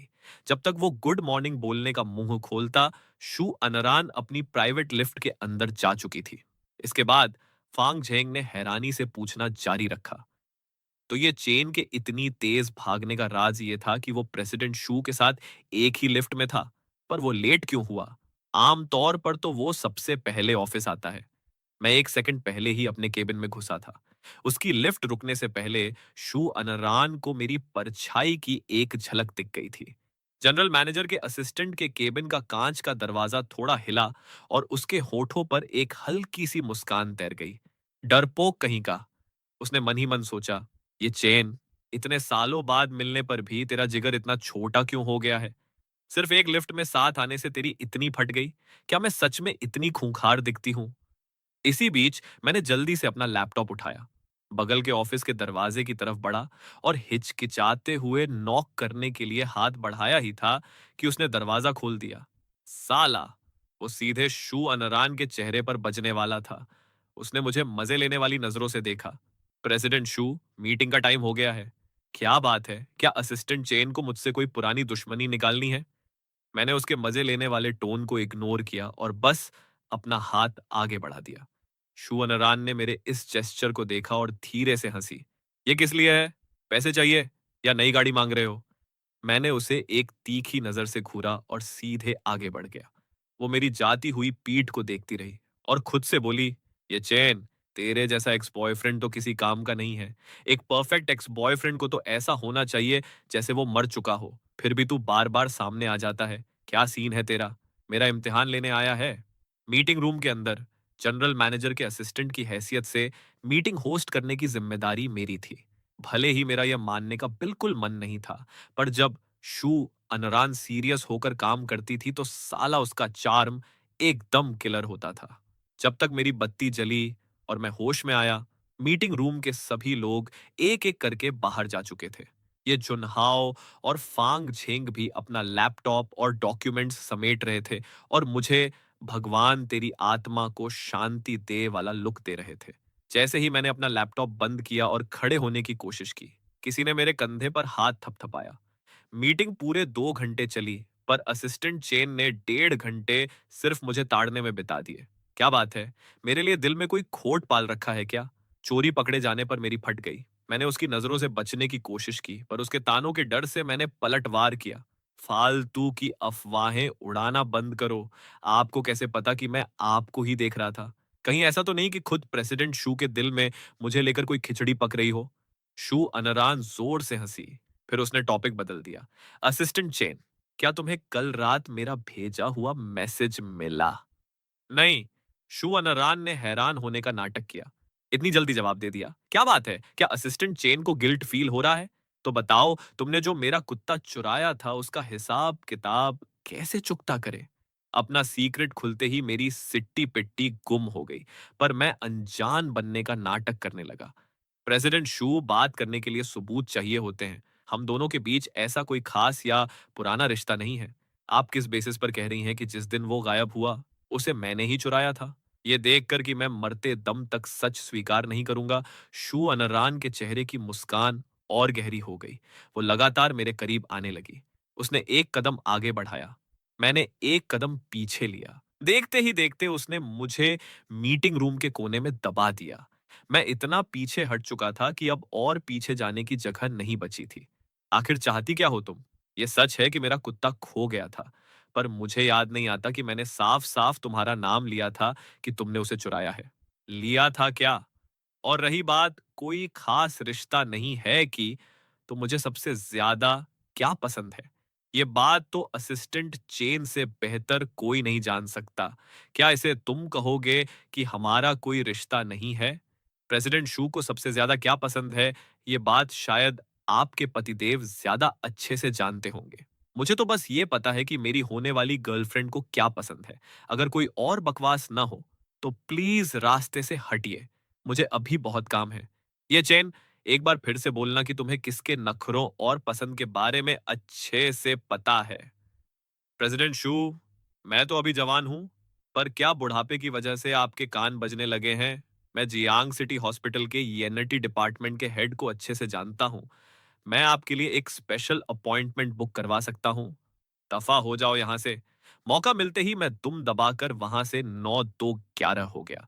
उसने एक ठंडी सांस भरी और वापस अपने केबिन में चली गई। इसी बीच प्रेसिडेंट के ऑफिस के अंदर शिया कियाओ सोफे पर पसरी हुई मजे से गेम खेल रही थी। हद तेरे की! तुम लोग चूतिए हो क्या? ऐसे टाइम पर तुम लोग आगे क्यों नहीं बढ़ रहे साला? किस बात का डर है? मैं तो थक गई तुम लोगों से। सब के सब पागल हो। शिया कियाओ ने गुस्से में गेम बंद किया, लापरवाही से अपना फोन सोफे पर फेंका और जैसे ही उसने सिर उठाया, उसने शू अनरान को बिना किसी एक्सप्रेशन के अंदर आते देखा, जिसने दरवाजा धड़ाम से बंद कर दिया था। आगे बढ़ते हुए उसकी नजर शिया कियाओ के कॉफी टेबल पर पसरे पैरों पर पड़ी, तो उसने खिसिया कर कहा, अपने पैर नीचे करो जल्दी। अपनी सहेली का उखड़ा हुआ थोबड़ा देखकर शिया कियाओ तुरंत सारा माजरा समझ गई और मजे लेते हुए पूछा, उस ढीठ लौंडे ने फिर से तुम्हारा पोपट बना दिया ना? अगर ढंग की बात करना नहीं आता तो अपना मुंह बंद रखो। मेरे दिल में उस कमीने के लिए कोई जगह नहीं है। हो, तुम्हें अच्छे से पता है कि मैं किसकी बात कर रही हूं, है ना? मान जाओ। अनरान, तुम आज भी उसी से प्यार करती हो। भले ही 4 साल पहले तुम्हारा ब्रेकअप हो गया था, पर तुम आज तक उसे भूल नहीं पाई हो। क्या मतलब है कि मैं अभी भी उससे प्यार करती हूँ? क्या दिन के उजाले में ख्याली पुलाव पका रही हो? शिया क्या हो? मुझे लगता है तुम पगला गई हो। शिया क्याओ को गुस्सा नहीं आया। वो बस सोफे से टिकी रही और आराम से बोली, मैं तुम्हें जरा याद दिला दूं, न तो तुम्हारा कोई बॉयफ्रेंड है और ऊपर से तुम्हारा कुत्ता भी खो चुका है। कितनी बेबस हालत है तुम्हारी, madam general manager. Fountain pen पकड़े हुए उसका हाथ वहीं रुक गया। फिर शू अनरान ने अपना फोन निकाला और कुछ टाइप किया। मुझे वो कुत्ता चोर मिल गया है। ओह तेरी, तुम तो सच में कड़क निकली। लाइटनिंग 4 साल से गायब था और तुमने उसे ढूंढ निकाला। वैसे तुम्हें कुत्ता मिला या वो चोर मिला? शू अनरान ने एक एक शब्द पर जोर देते हुए कहा, मुझे दोनों मिल गए हैं। फिर उसने नंबर मिलाने के लिए अपनी डेस्क पर रखा लैंडलाइन फोन उठाया। इसी पल, जब मैं बगल के केबिन में बैठकर मैडम का शेड्यूल सेट कर रहा था, मेरी डेस्क का इंटरनल फोन बज उठा। ये चेन, 2 कप कॉफी बनाओ और तुरंत अंदर लेकर आओ। मेरी बात सुनिए, कॉफी बनाना मेरी जॉब प्रोफाइल में नहीं आता, समझे? क्या आम तौर पर फांग जेंग कॉफी बनाने का एक्सपर्ट नहीं है? मुझे क्यों परेशान कर रही हैं? मेरा यह जवाब सुनकर शू अनरान के होश उड़ गए। अगर तुम नहीं बनाओगे तो क्या मैं बनाऊंगी? फालतू की बकवास बंद करो और जो कहा है वो चुपचाप करो। जी प्रेसिडेंट शू, मैंने तपाक से जवाब दिया। फोन पर शू अनरान का ये तेवर सुनकर शिया क्याओ के मुंह में फंसी लॉलीपॉप उसके गले में अटकते अटकते बची। फिर उसने शू अनरान को थम्स अप दिखाया। गजब यार प्रेसिडेंट शू, तुम्हारी इतनी हिम्मत कि तुम अपने एक्स बॉयफ्रेंड से इस टोन में बात कर रही हो। मैं उसकी बॉस हूं, मैं उससे इस टोन में बात क्यों नहीं कर सकती? और तुम आज इतनी फ्री हो क्या? अभी तक यहां से निकली क्यों नहीं? शिया क्याओ ने हैरान होकर पलटकर पूछा, क्या तुमने 2 कप कॉफी नहीं मंगवाई? मैं यहाँ आधे दिन से बैठी हूँ, क्या जाने से पहले मुझे 1 कप कॉफी भी नसीब नहीं होगी? क्या अमीर खानदान की बड़ी बेटी शू की मेहमान नवाजी ऐसी ही होती है? क्या मैं अकेले 2 कप नहीं पी सकती? अगर मुझे कॉफी पसंद है तो इसमें क्या बुराई है? ठीक है, ठीक है। मैं उस दिन का इंतजार करूंगी जब प्रेसिडेंट शू का खुद का पोपट बनेगा। नामुमकिन है, तुम्हें ऐसा मौका कभी नहीं मिलेगा। खट खट, मैं दोनों हाथों में कॉफी के कप लिए अंदर घुसा। शिया कियाओ को वहां देखकर मुझे थोड़ा अजीब लगा। मुझे देखते ही उसने खुद आगे बढ़कर हेलो किया। ये चेन बड़े दिनों बाद दिखाई दिए। हेलो डायरेक्टर शिया। शिया कियाओ ने एक कातिलाना मुस्कान बिखेरी और मुझे इनवाइट किया। क्या तुम फ्री हो? मैं तुम्हें कॉफी पर ले जाना चाहती हूँ। मैंने जवाब में तमीज से मुस्कुराया। क्यों नहीं? ऑफिस के बाद डायरेक्टर शिया मेरे साथ कभी भी प्लान बना सकती हैं। डेस्क के पीछे बैठी उस औरत ने हमारी ये गुफ्तगू देख ली और उसका चेहरा तुरंत गुस्से से तमतमा गया।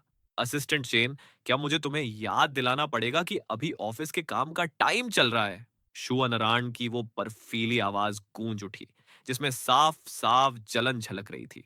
मैं मन ही मन हंसा। साला, ये आज भी बिल्कुल पहले जैसी ही थी।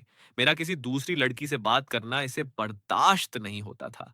जरा सी बात पर जल भुन जाती थी। प्रेसिडेंट शू, ये रही आपकी कॉफी।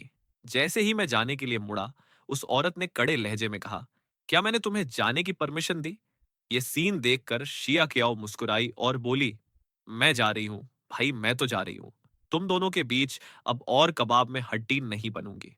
ऑफिस का दरवाजा बंद होने तक रुकने के बाद शू अनरान ने धीरे से सिर उठाया और मुझसे पूछा, असिस्टेंट चेन, एक असिस्टेंट की असली ड्यूटी क्या होती है? जाहिर है, बॉस के सारे कामों को ठीक से मैनेज करना। शू अनरान ने हाँ में सिर हिलाया एंड मुझे ज्यादा परेशान नहीं किया।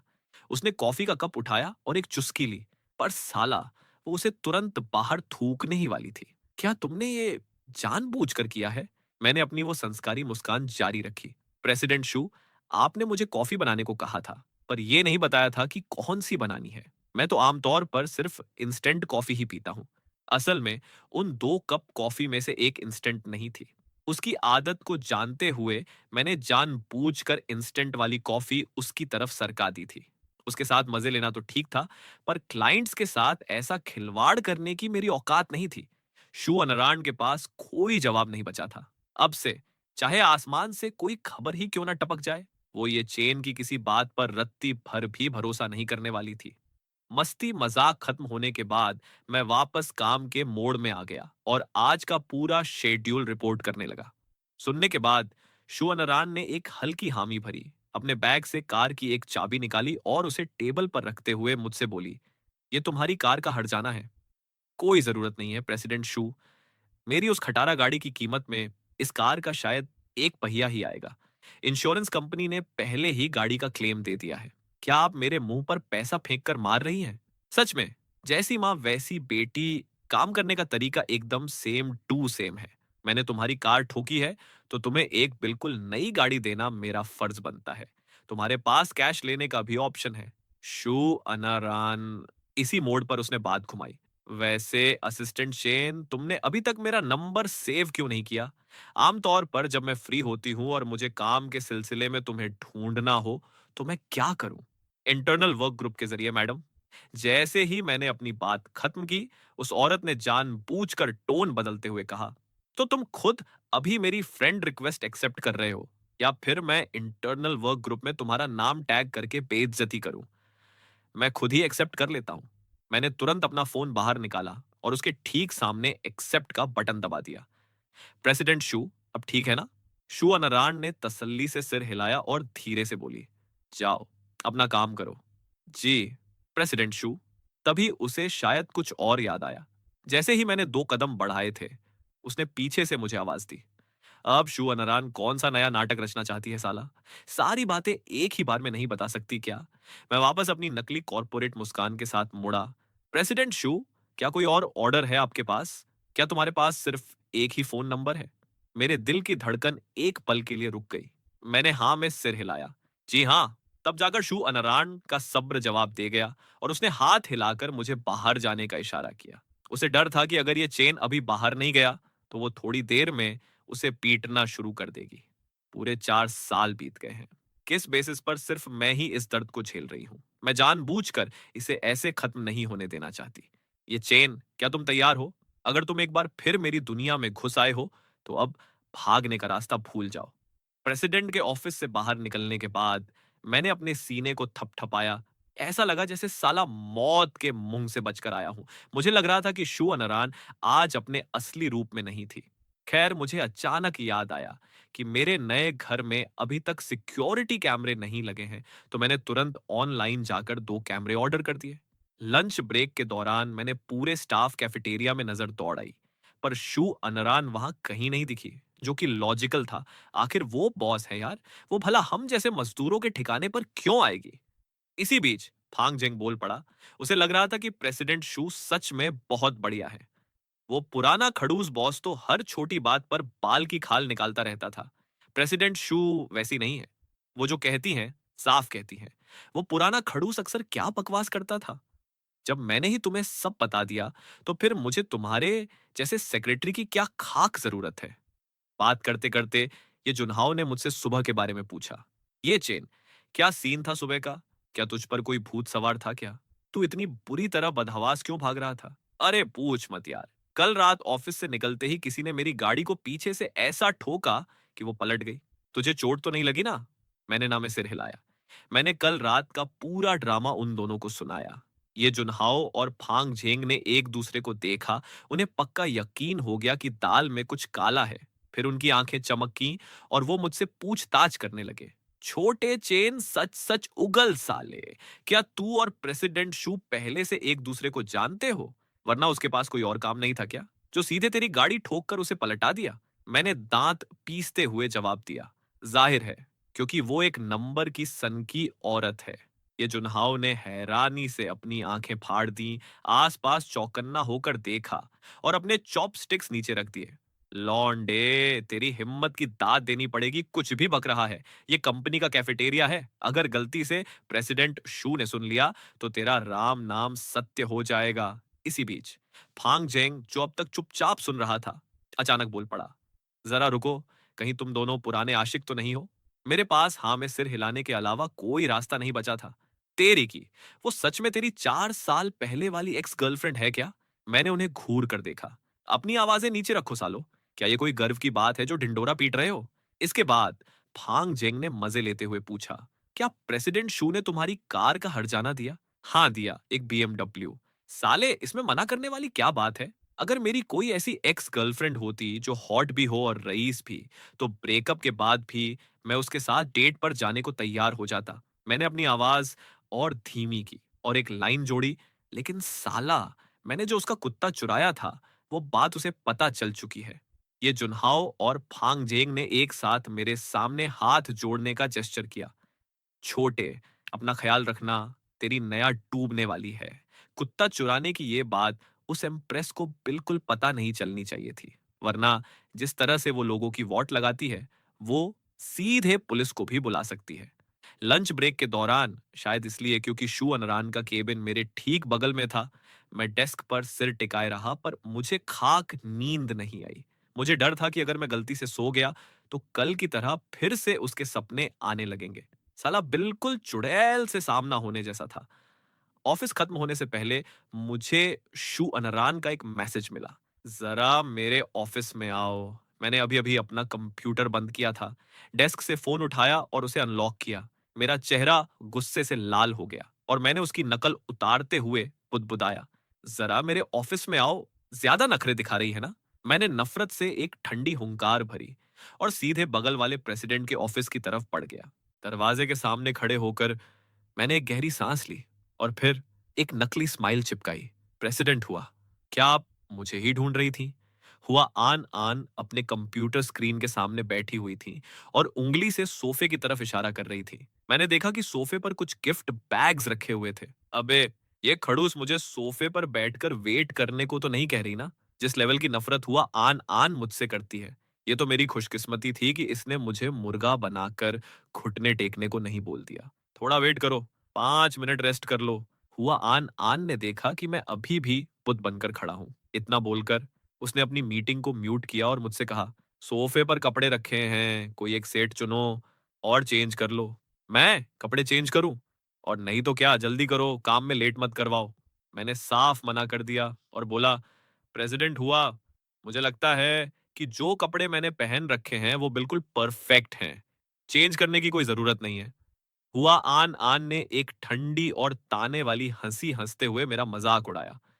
क्या तुम इसी सस्ते ऑफिस वाले कपड़ों को पहनकर अपने बॉस के साथ एक बड़े क्लाइंट से मिलने जाने का प्लान बना रहे हो? सस्ता? धत्त तेरी की। आन आन कुछ ज्यादा ही ओवर हो रही है। ये मेरा सबसे महंगा सूट है। क्या इसका दिमाग खराब है?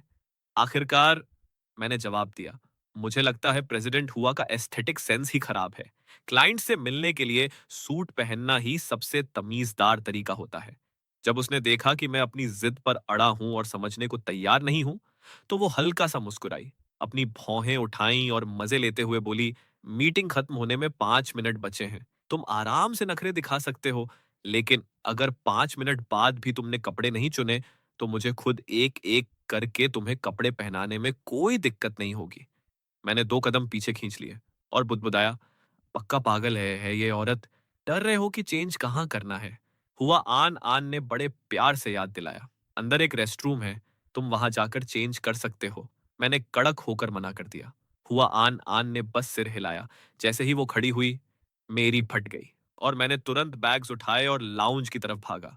लाउंज के अंदर जाते ही मैंने अपनी धड़कनों को शांत करने के लिए दरवाजा लॉक कर लिया और चारों तरफ देखने लगा। साला, ये लाउंज मेरे पूरे अपार्टमेंट जितना बड़ा था। जैसा कि उम्मीद थी, ये अभी भी हुआ आन आन के उसी शोरूम वाले स्टाइल का था। इतने सालों बाद भी कुछ नहीं बदला था। मैंने बैग से सारे सूट बाहर निकाले, चेक किया और आखिर में एक डार्क ब्लू सूट चुना जो सबसे नॉर्मल दिख रहा था। जैसे ही मैंने बटन बंद किए और दरवाजा खोलने ही वाला था, अचानक मेरा हाथ कांप गया और शर्ट का ऊपर वाला बटन कुछ ज्यादा ही टाइट बंद हो गया, जिससे मेरी कॉलर बोन का हिस्सा दिखने लगा। मैंने खुद को ही एक छोटी सी गाली दी। अबे, इतनी क्या जल्दी है? ऐसे भाग रहा है जैसे अगला जन्म होने वाला हो। हुआ आन आन बाहर से जल्दी में बोली, दरवाजा खोलो, मुझे भी कपड़े चेंज करने हैं। मैंने गुस्से में चिल्लाकर कहा, अरे चेंज ही कर रहा हूं, बस हो गया। 1 मिनट रुको, क्या तुम थोड़ा वेट नहीं कर सकती? बिल्कुल वेट नहीं कर सकती, टाइम नहीं बचा है। जैसे ही मैंने दरवाजा खोला, हुआ आन आन ने मेरे शरीर पर लगे उस ब्लू सूट को ऊपर से नीचे तक ताड़ा। उसके चेहरे पर कोई भाव नहीं थे, लेकिन दिल ही दिल में उसने सोचा, क्या दिक्कत है? क्या साइज सही नहीं है? ये पागलों की तरह अपने हाथ से इसे क्यों छुपा रहा है? अच्छा, प्रेसिडेंट हुआ, मैं पहले बाहर जा रहा हूं। वहीं खड़े रहो। आवाज सुनते ही मैं स्टैच्यू बनकर वहीं जम गया। तभी हुआ आन आन के चेहरे पर खींच दिखी। वो मेरे एकदम करीब आ गई और मैं चौंक गया। प्रेसिडेंट हुआ, भले ही आप मेरी बॉस हैं, लेकिन आप ऐसा नहीं। मुझे महसूस हुआ कि उसकी उंगलियां मेरे बटन को छू रही हैं। हुआ आन आन ने मुझे ऐसे देखा जैसे किसी महा बेवकूफ को देख रही हो, और एक लुक दिया। अगले ही पल उसने मेरी कॉलर बोन के पास वाला बटन खोला और उसे बड़े ध्यान से दोबारा बंद कर दिया। हो गया। मेरी आंखें अभी भी फटी की फटी रह गई थी। पता हुआ कि वो बस मेरी शर्ट का बटन ठीक कर रही थी। हुआ आन आन ने मेरा ये रिएक्शन देखा और हंसते हुए बोली, असिस्टेंट किया हो, बाहर नहीं जा रहे, इसका मतलब ये है कि यहीं रुककर अपने बॉस को कपड़े बदलते हुए देखना चाहते हो। इस मोमेंट पर मुझे होश आया और मैं अपने पुराने कपड़ों को छाती से चिपकाकर अपनी जान बचाकर वहां से 9-2-11 हो गया। हुआ आन आन ने वार्डरोब से एक डार्क ब्लू इवनिंग गाउन निकाला चेंज करने के लिए। फिर उसे याद आया कि कैसे वो पहले अपने ब्रदर थान के बटन बंद किया करती थी। उस समय भी ब्रदर थान बहुत हैंडसम थे, लेकिन अब वाले ब्रदर थान तो और भी ज्यादा मैच्योर और चार्मिंग हो गए हैं। फिर हुआ आन आन ने एक उदास हंसी हंसते हुए खुद से कहा, सपने देखना बंद करो हुआ आन आन, तुम वो औरत हो जिसे उसने डंप कर दिया था। उसने अपनी ड्रेस के घेरे को ठीक करने के लिए नीचे झुका। तभी उसे फर्श पर एक चमकती हुई मेटल की चीज दिखी। वो एक रिंग थी। ऐसा लग रहा था कि यह रिंग ब्रदर थान की ही है। हुआ आन आन ने उसे आराम से अपने हैंडबैग में रख लिया। उधर जब मैं अपनी डेस्क पर वापस आया तो मुझे अचानक फील हुआ कि मेरी पिंकी फिंगर, यानी छोटी उंगली में कुछ मिसिंग है। वॉट लग गई गुरु, मेरी अंगूठी कहाँ गई? सुबह घर से निकलते वक्त तो यह साफ तौर पर उंगली में ही थी। आखिर कहाँ गिर गई? जब हुआ आन आन बाहर आई, उसने मुझे जमीन पर उकड़ू बैठकर कुछ ढूंढते हुए देखा। उसने अपने होंठ सिकोड़े और पूछा, क्या कर रहे हो? मैं कुछ ढूंढ रहा हूँ। प्रेसिडेंट हुआ, मेरी रिंग कहीं गिर गई है, क्या मैं आपके लाउंज में जाकर थोड़ा ढूंढ सकता हूँ? हाँ बिल्कुल, अंदर जाओ और खुद ही ढूंढ लो। हुआ आन आन मेरी जाती हुई पीठ को देखती रही और दिल ही दिल में गुस्से से सोचने लगी, सिर्फ एक अंगूठी ही तो है, पर ऐसा क्यों लग रहा है कि ये मुझसे भी ज्यादा इंपॉर्टेंट है? सच में मुझे जलन हो रही है। उस औरत ने अपनी पुरानी आदत के मुताबिक मेरी चीजों को समेटने में हेल्प की, फिर ऑफिस से मेरी चाबियां उठा ली। उसके बाद उसे काफी देर से रियलाइज हुआ कि उसने अभी क्या किया था। हुआ आन आन, तुम सच में पागल हो चुकी हो। उसकी देखभाल करना तुम्हारी आदत बन चुका है क्या? इतने सालों पहले ब्रेकअप होने के बाद भी तुम ये सब इतनी नेचुरली कैसे कर लेती हो? आदतें सच में बहुत खतरनाक होती हैं। जब हुआ आन आन ऑफिस वापस आई, तो उसने मुझे सिर झुकाए खुद से ही बुदबुदाते देखा। ये साली कहीं मिल क्यों नहीं रही? सुबह तो यही थी। मैंने उसे अंदर आते देखा। उसके हाथ में अभी भी मेरी चाबियां थीं। प्रेसिडेंट हुआ, आप कब वापस आई? मैंने हाथ बढ़ाकर चाबियां ली। Thank you. वैसे जब आप अंदर चेंज कर रही थी, तो क्या आपको कोई प्लैटिनम रिंग दिखी थी?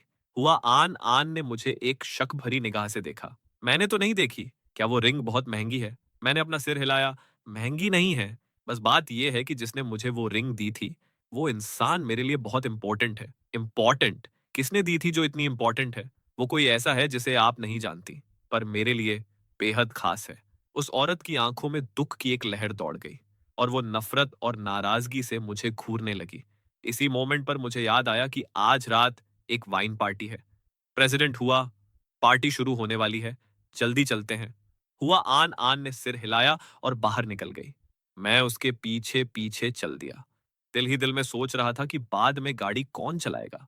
क्या मैं हुआ आन आन की कार चलाकर उसे वहां ले जाऊंगा, या फिर यह मसला कैसे सॉल्व होगा? लिफ्ट सीधे बेसमेंट पार्किंग में जाकर रुकी। एक नजर में ही मैंने देखा कि लिफ्ट के दरवाजे के पास एक ब्लैक मर्सिडीज बिजनेस वैन खड़ी थी। ड्राइवर ने हमें आते देखा और पीछे की सीट का दरवाजा खोल दिया। हुआ आन आन कार के अंदर बैठ गई, पर मैं वहीं बुत बना खड़ा रहा। मेरा दिमाग चक्कर घिन्नी की तरह घूम रहा था कि आखिर किस सीट पर बैठना सही रहेगा। थ्योरी के हिसाब से तो मुझे बॉस के साथ पीछे ही बैठना चाहिए ताकि काम की बातें हो सके, लेकिन मैं हुआ आन आन के इतना करीब नहीं बैठना चाहता था। कसम से बड़ा ही झंझट था। हुआ आन आन ने मुझे बस खड़े होकर ताड़ते देखा तो बोली, वहां खड़े खड़े क्या घूर रहे हो? क्या हुआ? क्या मुझे तुम्हें कार में बैठने का न्योता देना पड़ेगा? ये सुनते ही मैंने तुरंत आगे का पैसेंजर वाला दरवाजा खोला और बैठ गया। फिर बड़े ही संस्कारी तरीके से ड्राइवर को ग्रीट किया। हेलो, मैं कियाओ थान हूँ, प्रेसिडेंट हुआ का नया असिस्टेंट। ड्राइवर ने अपनी आदत के मुताबिक पीछे बैठी मालकिन को शीशे में देखा। समझ नहीं पा रहा था कि उसे जवाब देना चाहिए या नहीं। हुआ आन आन ने ड्राइवर की नजरों को भांप लिया, आंखें उठाई और कड़क कर बोली, गाड़ी चलाओ। मुझे क्या देख रहे हो? क्या मुझसे कुछ पूछना है? जब उसने देखा कि हुआ आन आन की तरफ से कोई डांट या इंस्ट्रक्शन नहीं मिला, तो ड्राइवर ने मेरी तरफ देखकर एक पोलाइट स्माइल दी और अपना इंट्रो दिया। हेलो असिस्टेंट कियाओ, मैं प्रेसिडेंट हुआ का ड्राइवर हूँ। मेरा नाम सोंगजिया है। आप मुझे शियाओ सोंग बुला सकते हैं। ये सुनकर मैंने कंफ्यूजन में पूछा, आप प्रेसिडेंट हुआ के ड्राइवर हैं? तो कल वाले अंकल कहाँ गए? हुआ आन आन ने हम दोनों के बीच की ये फ्रैंकनेस और याराना देखा, तो उसने नाक सिकोड़कर एक ठंडी हुंकार भरी। हूं, मुझे नहीं पता था कि कियाओ थान इतना मिलनसार इंसान है। मेरे सामने तो एकदम खड़ूस और गूंगा बना रहता है, और दूसरों के सामने बात आगे बढ़ाने और जान पहचान बनाने में उस्ताद है। इस सिचुएशन को देखकर तो लगता है कि मुझे पीछे बैठना ही नहीं चाहिए। मुझे खुद आगे जाकर गाड़ी चलानी चाहिए ताकि तुम दोनों आराम से अपनी बकवास चालू रख सको। अरे, वो मेरे अंकल हैं। वो प्रेसिडेंट हुआ कि कार रिपेयर करवाने गए हैं, इसीलिए आज नहीं आ पाए। मैं उनकी जगह सब्स्टिट्यूट बनकर आया हूँ। हम दोनों मजे से गप्पे लड़ा रहे थे। तभी पीछे बैठी उस औरत ने एक गहरी सांस छोड़ी और बड़े ही ताने भरे टोन में बोली, हमें निकलना भी है या नहीं? या फिर पहले मैं आगे आकर गाड़ी चला लूं? तुम दोनों पीछे चले जाओ ताकि आराम से बतिया सको। श्याओ सोंग ने हड़बड़ाकर दरवाजा बंद करने का बटन दबाया और हुआ आन आन को जवाब दिया, सॉरी प्रेसिडेंट हुआ। प्रेसिडेंट हुआ, प्लीज अपना सीट बेल्ट बांध लीजिए, हम निकल रहे हैं। कार चल पड़ी। ओल्ड सॉन्ग और मैंने फिर कोई बात नहीं की। मैं दिमाग पर जोर देने लगा कि अंगूठी आखिर कहाँ गिरी होगी। फिर मैंने सेक्रेटरी वाले ग्रुप चैट को खोला और फुओंग चिन और जिया हाओ से पूछा, पर उन दोनों ने कहा कि उन्होंने नहीं देखी, जिससे मैं काफी निराश हो गया। इसी बीच हुआ आन आन जिस एंगल पर बैठी थी, वहां से उसे मेरी फोन स्क्रीन साफ दिख रही थी। तभी हुआ नान ने मुझे टोकने के लिए हल्की सी खांसी की। असिस्टेंट किया ओ, पहले जब तुम अपने बॉस के साथ क्लाइंट्स से मिलने जाते थे तब भी ऐसे ही फोन में उंगलियां घिसते रहते थे क्या? मैं एक पल के लिए सकपका गया और फिर फोन जेब में रख लिया। सॉरी प्रेसिडेंट हुआ, मैं बस एक मैसेज का रिप्लाई कर रहा था। उसके बाद मैंने फोन की तरफ आंख उठाकर भी नहीं देखा। आखिरकार कार होटल पहुंच गई। श्याओ सोंग ने सिर घुमाया और पूछा, प्रेसिडेंट हुआ, क्या आपको मेरे अंदर साथ चलने की जरूरत है? मैंने ओल्ड सोंग को हैरानी से देखा।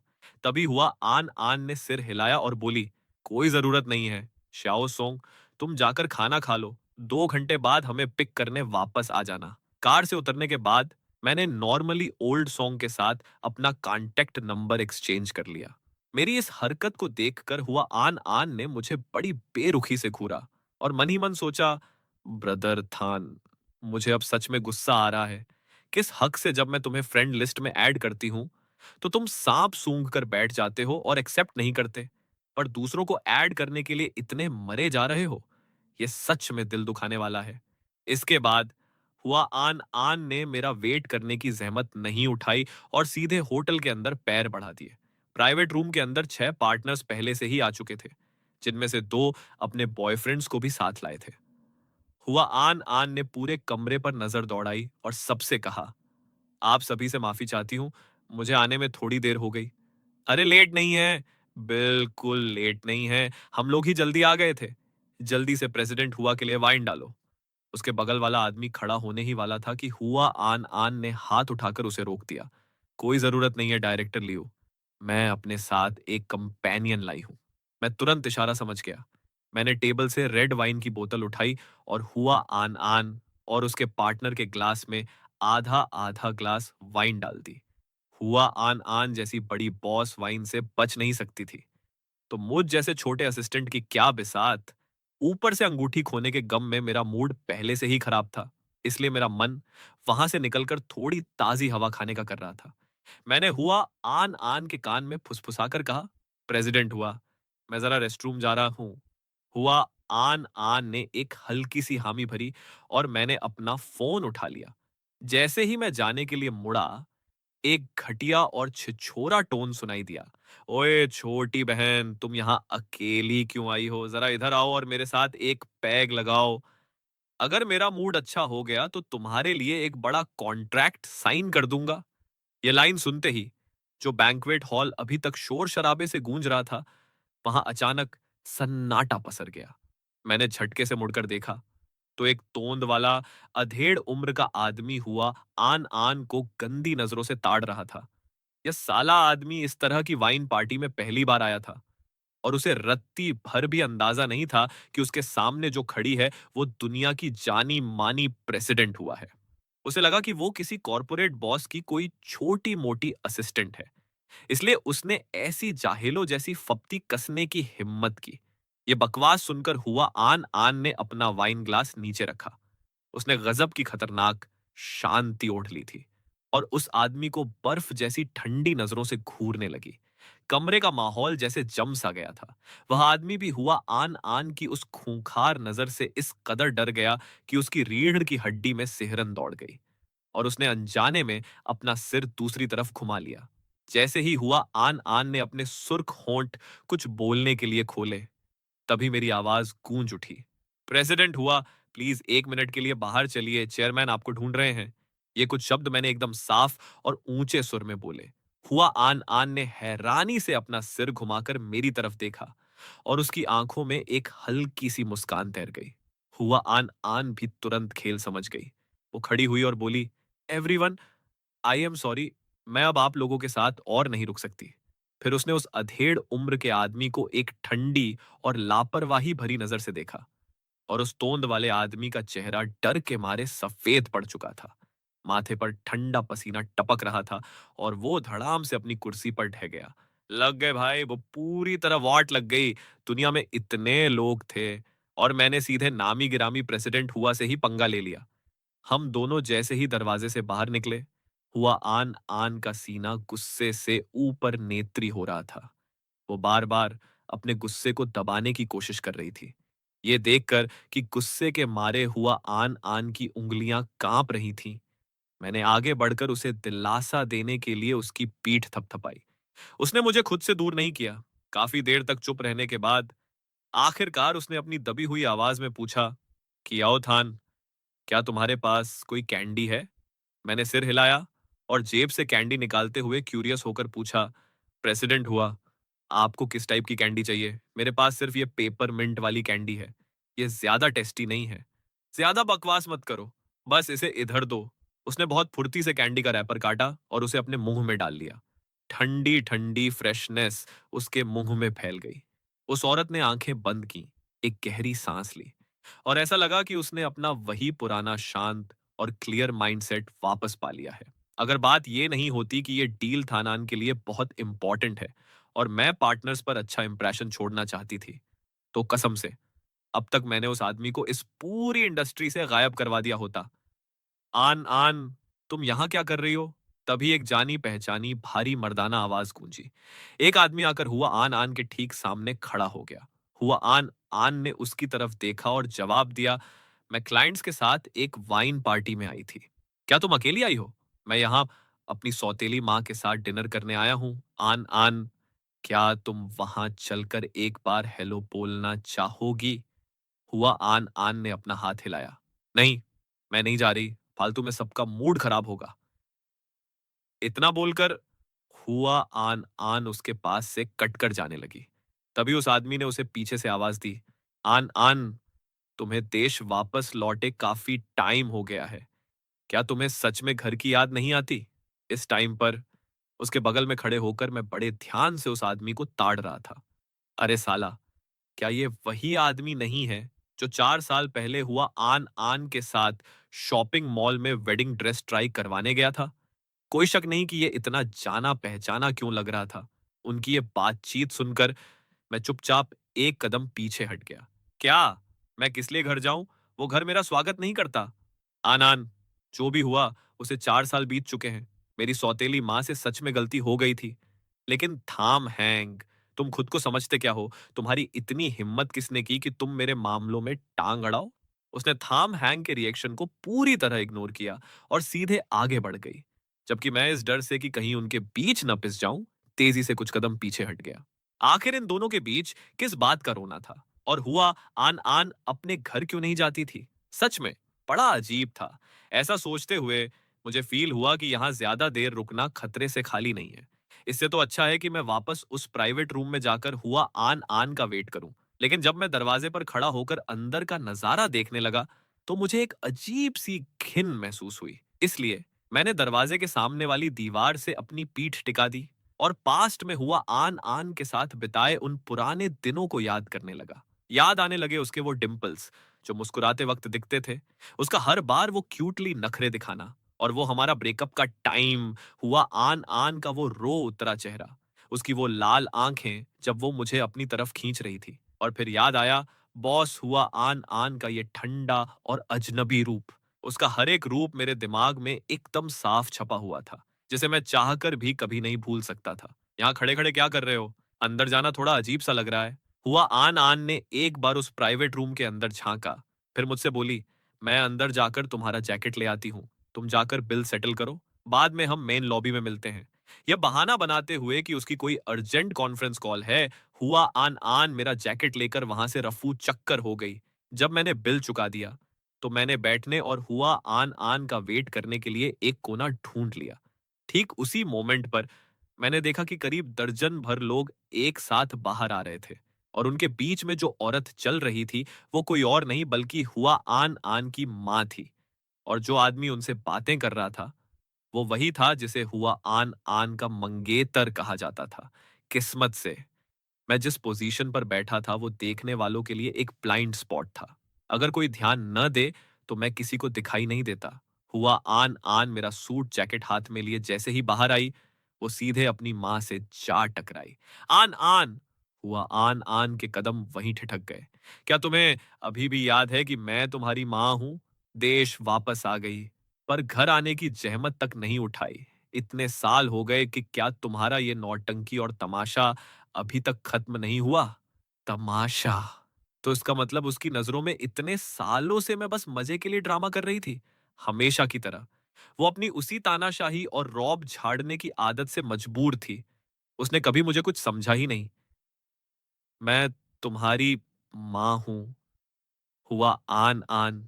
तुम्हारी हिम्मत कैसे हुई मुझसे इस लहजे में बात करने की? अगर आप मेरी माँ नहीं होती, तो आपको क्या लगता है कि मैं सिर्फ घर आना बंद करती?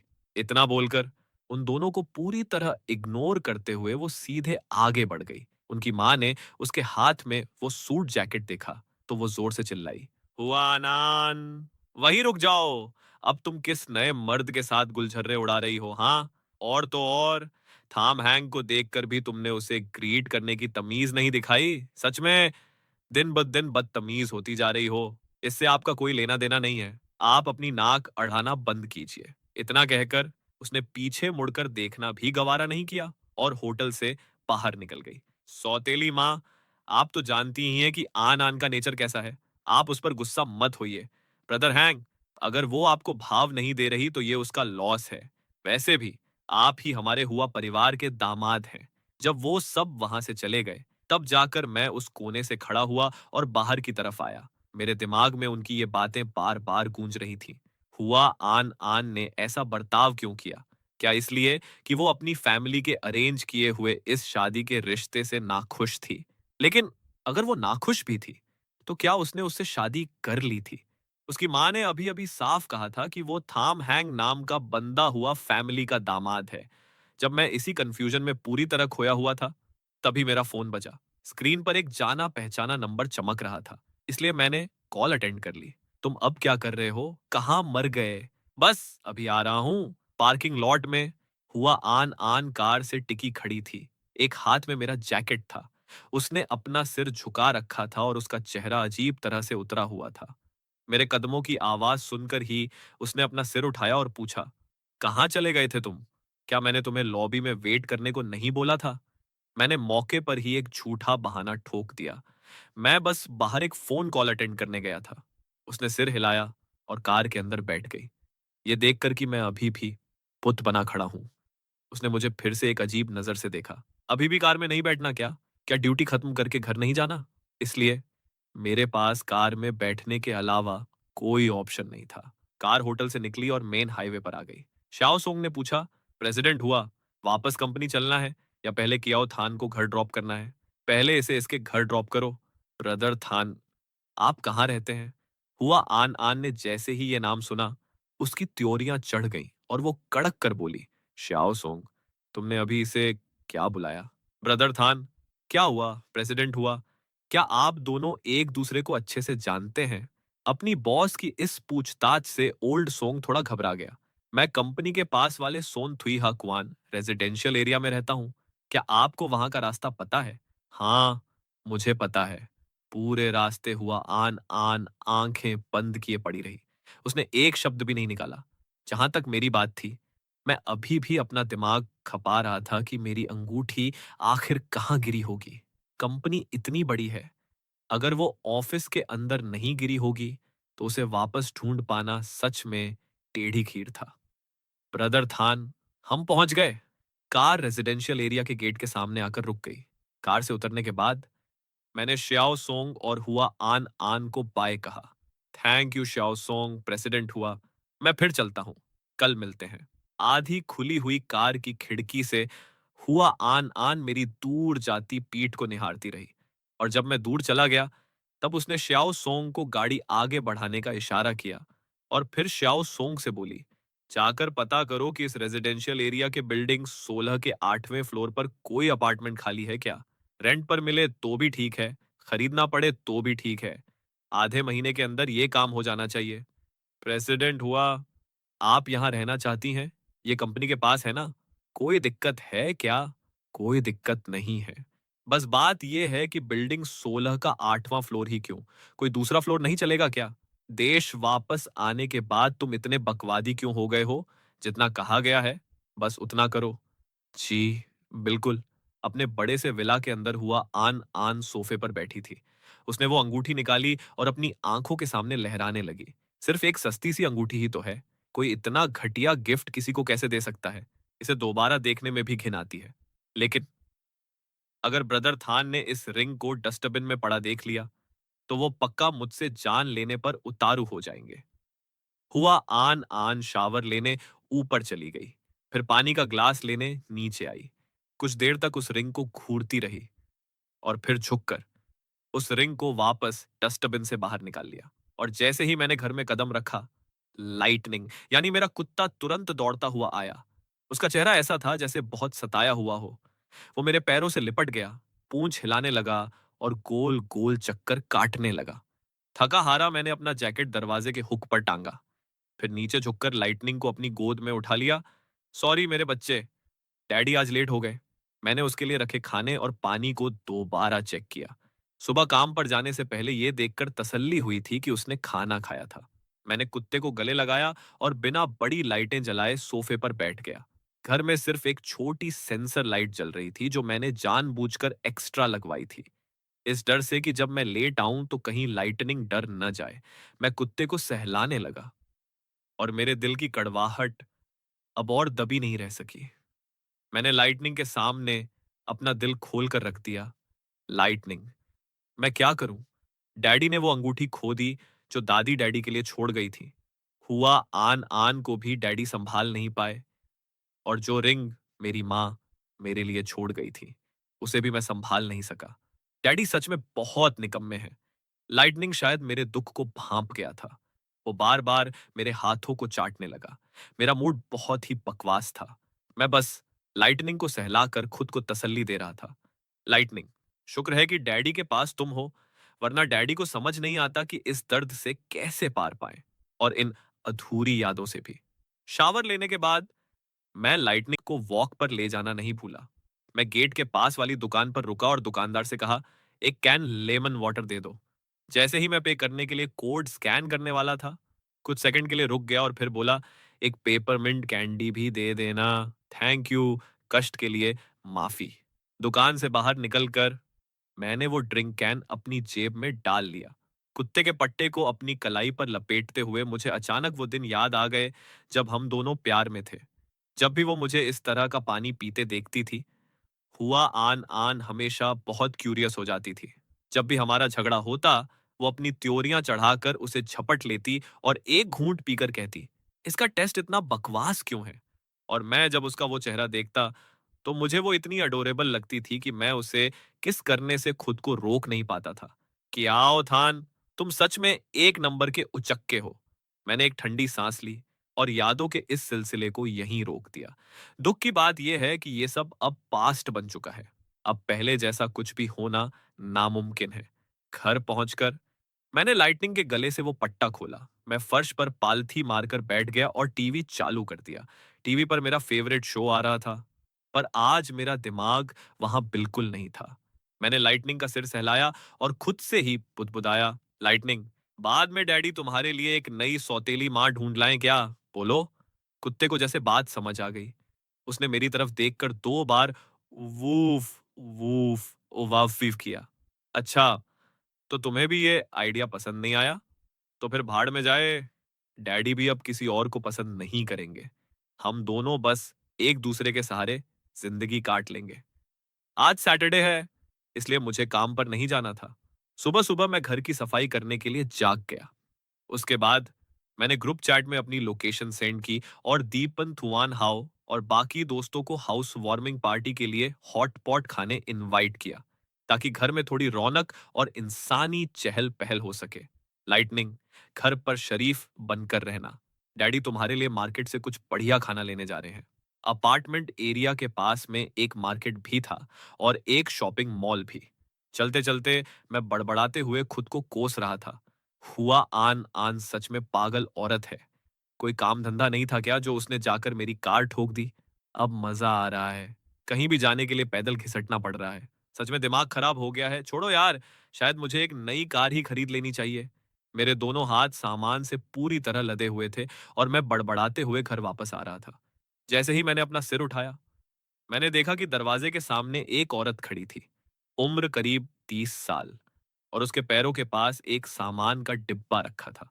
मैं वहीं जम गया। अरे, क्या ये मानथुआ वे नहीं है? ये यहाँ क्या करने आई है? इसके बाद मैंने आवाज देकर पूछा, सिस्टर थुआ वी, आज रास्ता कैसे भूल गई? आप यहाँ क्यों आई हैं? मानथुआ वी ने मेरे हाथों से कुछ सामान के बैग्स ले लिए और बोली, कल मैं अपने होम टाउन गई थी। आंटी ने कहा था कि तुम्हारे लिए कुछ चीजें भिजवा दूं। आज मैं फ्री थी तो तुरंत ही यहाँ लेकर आ गई। मैंने अपने फिंगरप्रिंट से दरवाजा अनलॉक किया और उससे कहा, अंदर आ जाओ, शू कैबिनेट में डिस्पोजेबल स्लीपर्स रखे हैं। मान हुआ वे दरवाजे के पास से वो कार्डबोर्ड बॉक्स उठाकर अंदर लाई। जैसे ही उसने शू कैबिनेट खोला, तो उसे वहां लेडीज इंडोर स्लीपर्स का एक पेयर दिखा। उसने तुरंत सवाल दाग दिया, यहाँ एक लेडी स्लीपर का पेयर पहले से पड़ा है, क्या मैं इसे नहीं पहन सकती? उसे हाथ भी मत लगाना, वरना लाइटनिंग तुम्हें चबा जाएगा। अरे हाँ, सही कहा।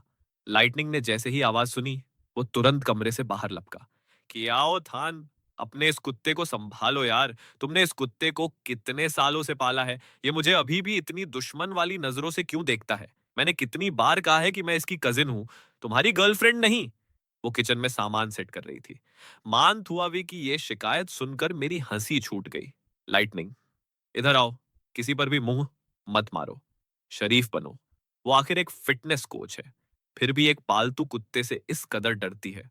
सच में कितनी फनी बात है, पर उसके डरने में उसकी भी कोई गलती नहीं है। 3 साल पहले जब दादाजी गुजर गए थे, उसने बस एक बार अपने ममेरे भाई यानी मुझे गले लगाया था, पर इस गधे कुत्ते ने उसे ऐसा काटा कि बेचारी को रेबीज का इंजेक्शन लगवाना पड़ गया। बताओ भला, सच में एक नंबर का बेवकूफ कुत्ता है। आखिर ये लाइटनिंग कब समझेगा कि वो सिर्फ ब्रदर थान की कजिन है, उसकी गर्लफ्रेंड नहीं। ब्रदर थान, आंटी ने तुम्हें एक ब्लाइंड डेट पर जाने को कहा था। तुम्हारा क्या प्लान है? क्या मैं भी तुम्हारे साथ चलूं? तुम सच में बहुत वेली हो। कई बार मुझे शक होता है कि पिछले जन्म में मैंने तुम्हारा क्या बिगाड़ा था। मेरा पूरा रेपुटेशन तुमने मिट्टी में मिला दिया है। मेरा कोई दोस्त ही नहीं बचा। क्या तुम भी इस बात के मजे नहीं ले रहे? तभी दरवाजे की घंटी बजी। मांत हुआ, वे दरवाजा खोलने गई तो देखा कि दीपन थुआन हाउ दो बड़े खाने के बैग्स लिए खड़ा था और झेंपते हुए मुस्कुराकर बोला, सिस्टर थुआ भी, आप भी यही हैं? अपने घर जैसा समझते हुए उसने अपने स्नीकर्स उतारे, खाने के बैग्स नीचे रखे और दौड़कर कुत्ते को पुचकारने लगा। लाइटनिंग, लाइटनिंग ब्रदर थुआन हाउ आ गया। क्या तुम्हें मेरी याद आई? याद आई क्या? हाँ, हाँ। तुम भी ना, इतनी फॉर्मेलिटी की क्या ज़रूरत थी? सिर्फ़ तुम्हारा आना ही काफ़ी था। इतना सारा खाना क्यों खरीद लाए? सच कहूँ तो हम ये सब अकेले खत्म नहीं कर पाएँगे। फ्री का माल उड़ाने आ रहा हूँ, तो खाली हाथ कैसे आ सकता था? मैंने उसे घूर कर देखा और फिर पूछा, फुओंग चिन कहाँ मर गया? वो अभी तक क्यों नहीं पहुंचा? बस आता ही होगा। तीपन थुआन हाउ ने जवाब दिया। फिर उसने सिर घुमाकर देखा कि मान थुआ वे उसके जूते कैबिनेट में रख रही थी। तो वो थोड़ा शर्माते हुए बोला, अरे सिस्टर थुआ वी, आपको कष्ट देने के लिए सॉरी। मैं आपसे अपने जूते कैसे रखवा सकता हूँ? बस ऐसे ही रख दिए। मैं किचन में जा रही हूँ चाकू धोने। तुम दोनों आपस में बतियाओ। तीपन थुआन हाउ की नजरें मान थुआ वे की जाती हुई पीठ को ही ताड़ती रहीं। अपनी लार तो पोंछ ले साले। अगर वो पसंद है तो जाकर पटा ले उसे। टेंशन मत ले। उसका अभी तक कोई बॉयफ्रेंड नहीं है। अरे नहीं भाई, रहने दो। मेरा सेल्फ एस्टीम बहुत लो है। रिजेक्शन से फटती है मेरी। मैंने उसकी तरफ ऐसे देखा जैसे मुझे यकीन ही ना हुआ हो। तुम्हारा सेल्फ एस्टीम लो है? तुआन हाओ, मुझे हंसाना बंद कर। जो बंदा मुझे रोज फालतू के वीडियो भेजता रहता है, वो कौन है फिर? दीपन थुआन हाओ ने जब मुझे ऐसा कहते सुना, तो वो अपनी नजरें चुरा कर इधर उधर देखने लगा। थोड़ी देर बाद फुओंग चिन भी अपनी गर्लफ्रेंड को साथ लेकर आ गया। नए घर में शिफ्ट हो रहे हो, तो केक के बिना कैसे चलेगा? दुआ है कि तुम्हारे नए घर में हर दिन खुशियां और मिठास बनी रहे। सबका थैंक यू। जल्दी से बैठ जाओ। जब केक काटने की तैयारी हो रही थी, तो दीपन थुआन हाउ ने ग्रुप फोटो लेने के लिए अपना फोन बाहर निकाला। इधर आओ, सब इधर आओ। केक काटने से पहले एक ग्रुप फोटो हो जाए। 3, 2, 1। थोड़ी देर बाद हुआ आन आन अभी अभी स्विमिंग खत्म करके आई थी। उसने अपना फोन खोला तो देखा कि हा कियाओ ने उसे वीचैट मोमेंट्स की एक पोस्ट का स्क्रीनशॉट भेजा था। तेरी की, जिस कुत्ता चोर की तुम बात कर रही थी, कहीं वो तुम्हारा पुराना प्यार ब्रदर थान ही तो नहीं है? ये फोटो सच में बहुत गजब खींची गई है। तुम्हारी तो लंका लग गई बॉस। तुम्हारे वाले ब्रदर थान ने तुम्हारे कुत्ते के लिए नई सौतेली मां ढूंढ भी ली। हुआ आन आन उस चैट फ्रेम से बाहर आई। उसने मेरे वीचैट मोमेंट्स को खोलकर देखा, पर उसे वहां कोई पोस्ट नहीं दिखी। उसने बाकी दो सेक्रेटरी के अकाउंट्स को स्क्रॉल करके चेक किया। वहां बिल्कुल वही सेम फोटो थी जो हा कियाओ ने उसे भेजी थी। हुआ आन आन ने अपनी फ्रेंड को कॉल घुमाया। तुम्हें ये फोटो कहां से मिली? कियाओ थान के वीचैट मोमेंट्स से। फोन कट गया। हा कियाओ ने गुस्से में एक आवाज निकाली, चलो ठीक है। बहुत बढ़िया खेल गए ब्रदर थान। तुम्हारी हिम्मत तो 7वें आसमान पर पहुंच गई है। तुम्हारी इतनी मजाल कि मुझे वीचैट मोमेंट्स पर ब्लॉक कर दिया। मेरा कुत्ता चुराना एक तरफ था, पर तुम मेरे ही कुत्ते को ले जाकर किसी दूसरी औरत के साथ फोटो खिंचवा रहे हो। तुम बस मेरा वेट करो बच्चे। इसके बाद हुआ आन आन ने फोन पर एक और कॉल मिलाई। अपार्टमेंट के अंदर मानथुआ विने घर साफ करने में मेरी हेल्प खत्म कर ली थी। जैसे ही वो जाने के लिए तैयार हुई और दरवाजा खोला, उसने सामने एक पुलिस ऑफिसर को खड़ा पाया। वो सन्न रह गई। फिर मांद हुआ विनय पूछा, हेलो, मैं पूछ सकती हूँ कि आप किसे ढूंढ रहे हैं? हेलो, क्या कियाओ थान यहीं रहता है? हेलो, मैं ही कियाओ थान हूँ। ऑफिसर, क्या बात हो गई? पुलिस ऑफिसर ने अपना बैज दिखाया। हमें एक चोरी की रिपोर्ट मिली है। किसी ने रिपोर्ट लिखवाई है कि तुमने उसका कुत्ता चुराया है। इसलिए तुम्हें अपना स्टेटमेंट दर्ज कराने हमारे साथ पुलिस स्टेशन चलना पड़ेगा। मुझे पकड़कर ले जाया जाने लगा। उस वक्त मान थुआ विन ने मुझे बेहद हैरान चेहरे से देखा। ब्रदर थान, तुमने कुत्ता कब चुरा लिया? मुझे क्यों नहीं पता चला? क्या ये कुत्ता तुमने खुद नहीं पाला था? मैंने थुआ वी की बातों को इग्नोर किया और सिर्फ पुलिस ऑफिसर से कहा, ऑफिसर साहब, क्या मैं एक बात पूछ सकता हूँ? जिसने रिपोर्ट लिखवाई है, क्या उसका सरनेम हुआ है? माफी चाहते हैं, हम रिपोर्टर की इंफॉर्मेशन लीक नहीं कर सकते। मैंने सिर हिलाया। मैं समझ गया। क्या आप 2 मिनट रुक सकते हैं ताकि मैं थोड़ा संभल जाऊं और फिर आपके साथ चलूं? उन्होंने सिर हिला दिया। तब मानत हुआ वे बीच बचाव करने आगे आई। ऑफिसर, इस कुत्ते को मेरा छोटा ममेरे भाई पिछले कई सालों से पाल रहा है। ऐसा कैसे हो सकता है कि किसी और का कुत्ता खोया और उन्होंने इस पर चोरी का झूठा आरोप लगा दिया? ऐसा करते हैं कि आप लोग आगे चलिए। मैं इसके साथ वहां एक गवाह के तौर पर चलने को तैयार हूं। ठीक है? ठीक है, फिर तुम दोनों कुत्ते का वो पट्टा भी साथ ले लो। दरवाजा बंद होने के बाद मान थुआवे ने मुझसे पूछा, क्या तुम्हारी उस एक्स गर्लफ्रेंड ने पुलिस में कंप्लेंट की है? इस सिचुएशन को देखकर तो यही लग रहा है। क्या तुमने इस कुत्ते को यूनिवर्सिटी के टाइम से नहीं पाला था? तो तुम्हारी एक्स पुलिस में ये क्यों कहेगी कि तुमने उसका कुत्ता चुराया है? इसे उसके साथ मिलकर ही पाला गया था। ये कुत्ता उसी के पैसों से खरीदा गया था।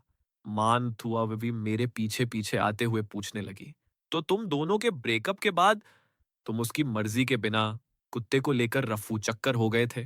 तुमने सुना नहीं उन्होंने क्या कहा? इसका मतलब यही है कि मैंने कुत्ता चुराया था। मान थुआ वी की बोलती बंद हो गई। उसने बस मुझे दिलासा दिया, कोई बात नहीं, अगर उसे चाहिए तो हम वापस कर देंगे। ज्यादा से ज्यादा क्या होगा, मैं तुम्हें दूसरा कुत्ता खरीद दूंगी। मैंने एक शब्द भी नहीं बोला। कुत्ते को छाती से भींचे हुए मैं लिफ्ट से बाहर आ गया। कार में बैठकर मैं बस खिड़की से बाहर टकटकी लगाए देखता रहा।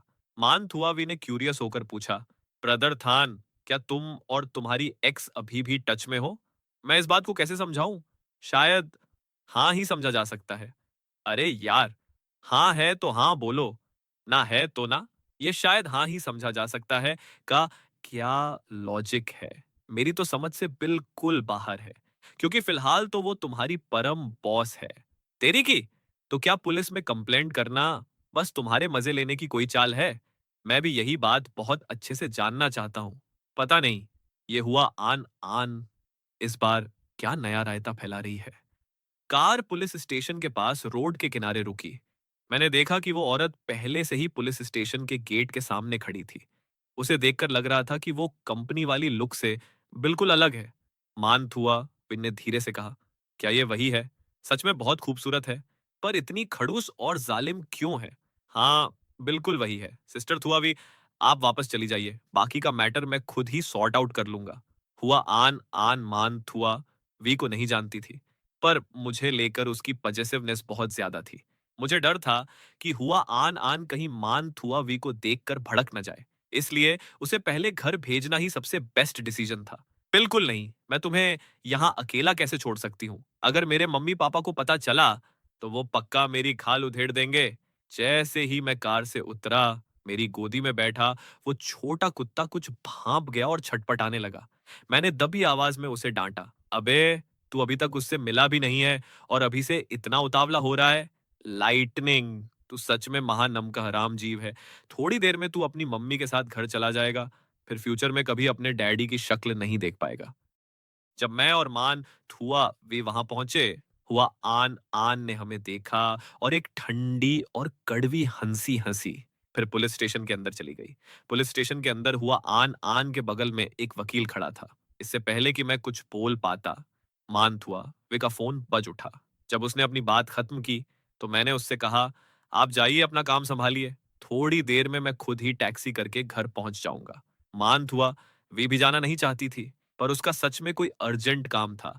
वो किसी बड़े क्लाइंट को वेट नहीं करा सकती थी। ठीक है, अगर कोई भी पंगा हो तो मुझे कॉल करना। तुम दोनों के बीच इतना रोमांस क्यों चल रहा है? जल्दी निकलो यहां से। मेरा पेशेंस अब जवाब दे रहा है। हुआ आन आन की नजरों में ये सब बस मेरा किसी दूसरी औरत के साथ क्लोज होना था। ब्रदर थान अब किसी दूसरी औरत को खुद को छूने दे रहे हैं। मुझे सच में बहुत दुख हो रहा है, पर अभी मैं इस बारे में कुछ कर भी नहीं सकती। हुआ आन आन ने वकील की तरफ इशारा किया और वकील ने तुरंत मेरे सामने डॉक्यूमेंट्स का एक पूरा गट्ठर रख दिया। मिस्टर कियाओ, ये 6 साल पहले प्रेसिडेंट हुआ द्वारा कुत्ता खरीदने का इनवॉइस है और साथ ही कुत्ता मिसिंग होने से पहले तैयार किए गए सर्टिफिकेशन डॉक्यूमेंट्स भी हैं। मैंने कुत्ते का सिर सहलाया, फिर उससे पूछा, आपके पास क्या सबूत है ये प्रूफ करने के लिए कि कुत्ता आपका ही है? इस ब्रीड के सारे कुत्ते एक जैसे ही दिखते हैं। प्रेसिडेंट हुआ के पास क्या पुख्ता सबूत है? लाइटनिंग के सीधे आगे वाले पंजे के अंदर की तरफ जलने का एक निशान है। आप लोग खुद चेक कर सकते हैं। मिस्टर द हमें कुत्ते के आगे वाले पंजे के अंदर का हिस्सा चेक करना होगा। कुत्ते की राइट साइड। मैंने बेमन से कुत्ते को टेबल पर रख दिया। अब आगे देखने की कोई जरूरत नहीं थी। कुत्ता उसी का था, पर इसे मैंने चुराया नहीं था। उस टाइम हम रिलेशनशिप में थे। भले ही कुत्ता उसने खरीदा था, पर पाला तो हम दोनों ने मिलकर ही था। इसलिए मेरा उसे अपने साथ ले जाना चोरी की कैटेगरी में नहीं आता। हुआ आन आन को असल में कुछ पता ही नहीं था। बात ये थी कि 4 साल पहले मैं अपार्टमेंट वापस गया था। उस वक्त वो ब्रेकअप के गहरे सदमे में डूबी हुई थी। ऊपर से कुत्ता खोने का गम, वो पागलों की तरह कुत्ते को ढूंढ रही थी। उसने सपने में भी नहीं सोचा था कि मैं वापस आऊंगा। पुलिस वाले एक पल के लिए चुप हुए, पर फिर बोले, मिस्टर कियाओ, कुत्ता मिस हुआ ने खरीदा था। सिविल लॉ के नियमों के मुताबिक कुत्ता मिस हुआ को ही वापस सौंपना पड़ेगा। मैंने बस सिर हिला दिया, कुछ नहीं बोला। हुआ आन आन के होंठों के कोने हल्के से ऊपर उठे। उसने डेस्क पर अपनी उंगली 2 बार थपथपाई और बोली, लाइटनिंग, इधर आओ, अपनी मम्मी के पास आओ। जो कुत्ता अभी तक मेरे इर्द गिर्द चक्कर काट रहा था, वो तुरंत लपक कर हुआ आन आन की गोद में समा गया। सच में बिल्कुल नम का हराम चीज है। मालिक को देखकर ही बदल गया, इतने सालों तक पाला पोसा, पर जाने की बात आई तो एक पल में पराया कर दिया। मैं खड़ा हुआ और पूछा, क्या मैं अब जा सकता हूं? प्लीज यहां साइन कर दीजिए। उस औरत ने वकील को कागजी कार्रवाई पूरी करने का इशारा किया। मैंने कुत्ते की तरफ आंख उठाकर भी नहीं देखा और वहां से निकलने के लिए मुड़ गया। हुआ आन आन कुत्ते को सीने से चिपकाए मेरे पीछे खड़ी हो गई और फिर से अपना हाथ मेरी तरफ बढ़ाया। रुको, मेरी वो चीज मुझे वापस करो। मैंने अपने कदम रोके, पूरी तरह हक्का बक्का होकर सिर घुमाया और पूछा, कौन सी चीज? तुम्हें कुत्ता चाहिए था ना? वो तो तुम्हें वापस मिल गया। मैंने और कुछ नहीं लिया आपका। हुआ आन आन ने अपने सुर्ख होंठ भींचे और बोली, कुत्ते का वो पट्टा और उस पर लगा वो पेंडेंट, वो एक ऐसी चीज है जिसे हम दोनों ने मिलकर बनाया था। तुम वो मुझे वापस क्यों नहीं करना चाहते? क्या मैं उसे तुम्हें बाद में भिजवा नहीं सकता? तुम्हें इतनी क्या जल्दी मची है? इतने झंझट की कोई जरूरत नहीं है। मैं खुद तुम्हारे साथ चलकर उसे ले लेती हूँ। कुत्ते को गोद में लिए वो मुझे पीछे छोड़ते हुए आगे बढ़ गई। इस बीच मेरे पास भीगी बिल्ली बनकर उसके पीछे पीछे बाहर आने के अलावा कोई चारा नहीं था। मैं उसकी कार में नहीं बैठा, बल्कि खुद एक टैक्सी करके घर के लिए निकल गया। जब मैं अपने रेजिडेंशियल एरिया के नीचे पहुंचा, हुआ आन आन वहां क्यारियों के पास कुमसुम खड़ी थी। लाइटनिंग उसके पैरों के पास गोल गोयल घूम रहा था। मैं उसके पास से कटकर लिफ्ट का वेट करने लॉबी में चला गया। हुआ आन आन ने मुझे देखा और वो भी पीछे पीछे अंदर आ गई। लिफ्ट ऊपर जाने लगी। हम दोनों में से किसी ने एक शब्द भी नहीं बोला। अपार्टमेंट के दरवाजे पर पहुंचकर जैसे ही मैं दरवाजा खोलने के लिए अपना फिंगरप्रिंट लगाने वाला था, तभी मैंने उसे पूछते सुना, 4 साल पहले तुम्हारा उस अपार्टमेंट में वापस आना क्या इसलिए था क्योंकि तुम मुझसे पैचअप करना चाहते थे? मैं एक पल के लिए सन्न रह गया, फिर जवाब दिया, तुम कुछ ज्यादा ही सोच रही हो। मैं तो बस यूं ही वहां से गुजर रहा था। ये सुनते ही वो कदम दर कदम मेरे एकदम करीब आ गई। मैं पीछे हटता गया जब तक कि मेरी पीठ दरवाजे से नहीं टकरा गई। उसने सीधे मेरी आंखों में झांकते हुए कहा, यूं ही गुजर रहे थे? कियाओ थान, तुम्हारा मुंह अभी भी पहले की तरह ही जिद्दी है ना? बस यूं ही गुजर रहे थे, पर लिफ्ट लेकर ऊपर आ गए। यूं ही गुजर रहे थे, पर मौका देखकर कुत्ता भी चुरा लिया। जब तुम लाइटनिंग को लेकर भागे थे, क्या तुमने एक बार भी सोचा था कि मैं कितनी उदास होंगी? मेरा दिल कितना दुखेगा?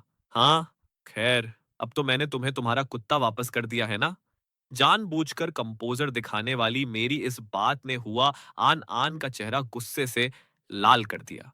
उसके बाद उसने आव देखा, न ताव। वो अपने पंजों पर खड़ी हुई और मुझे जबरदस्ती किस कर लिया।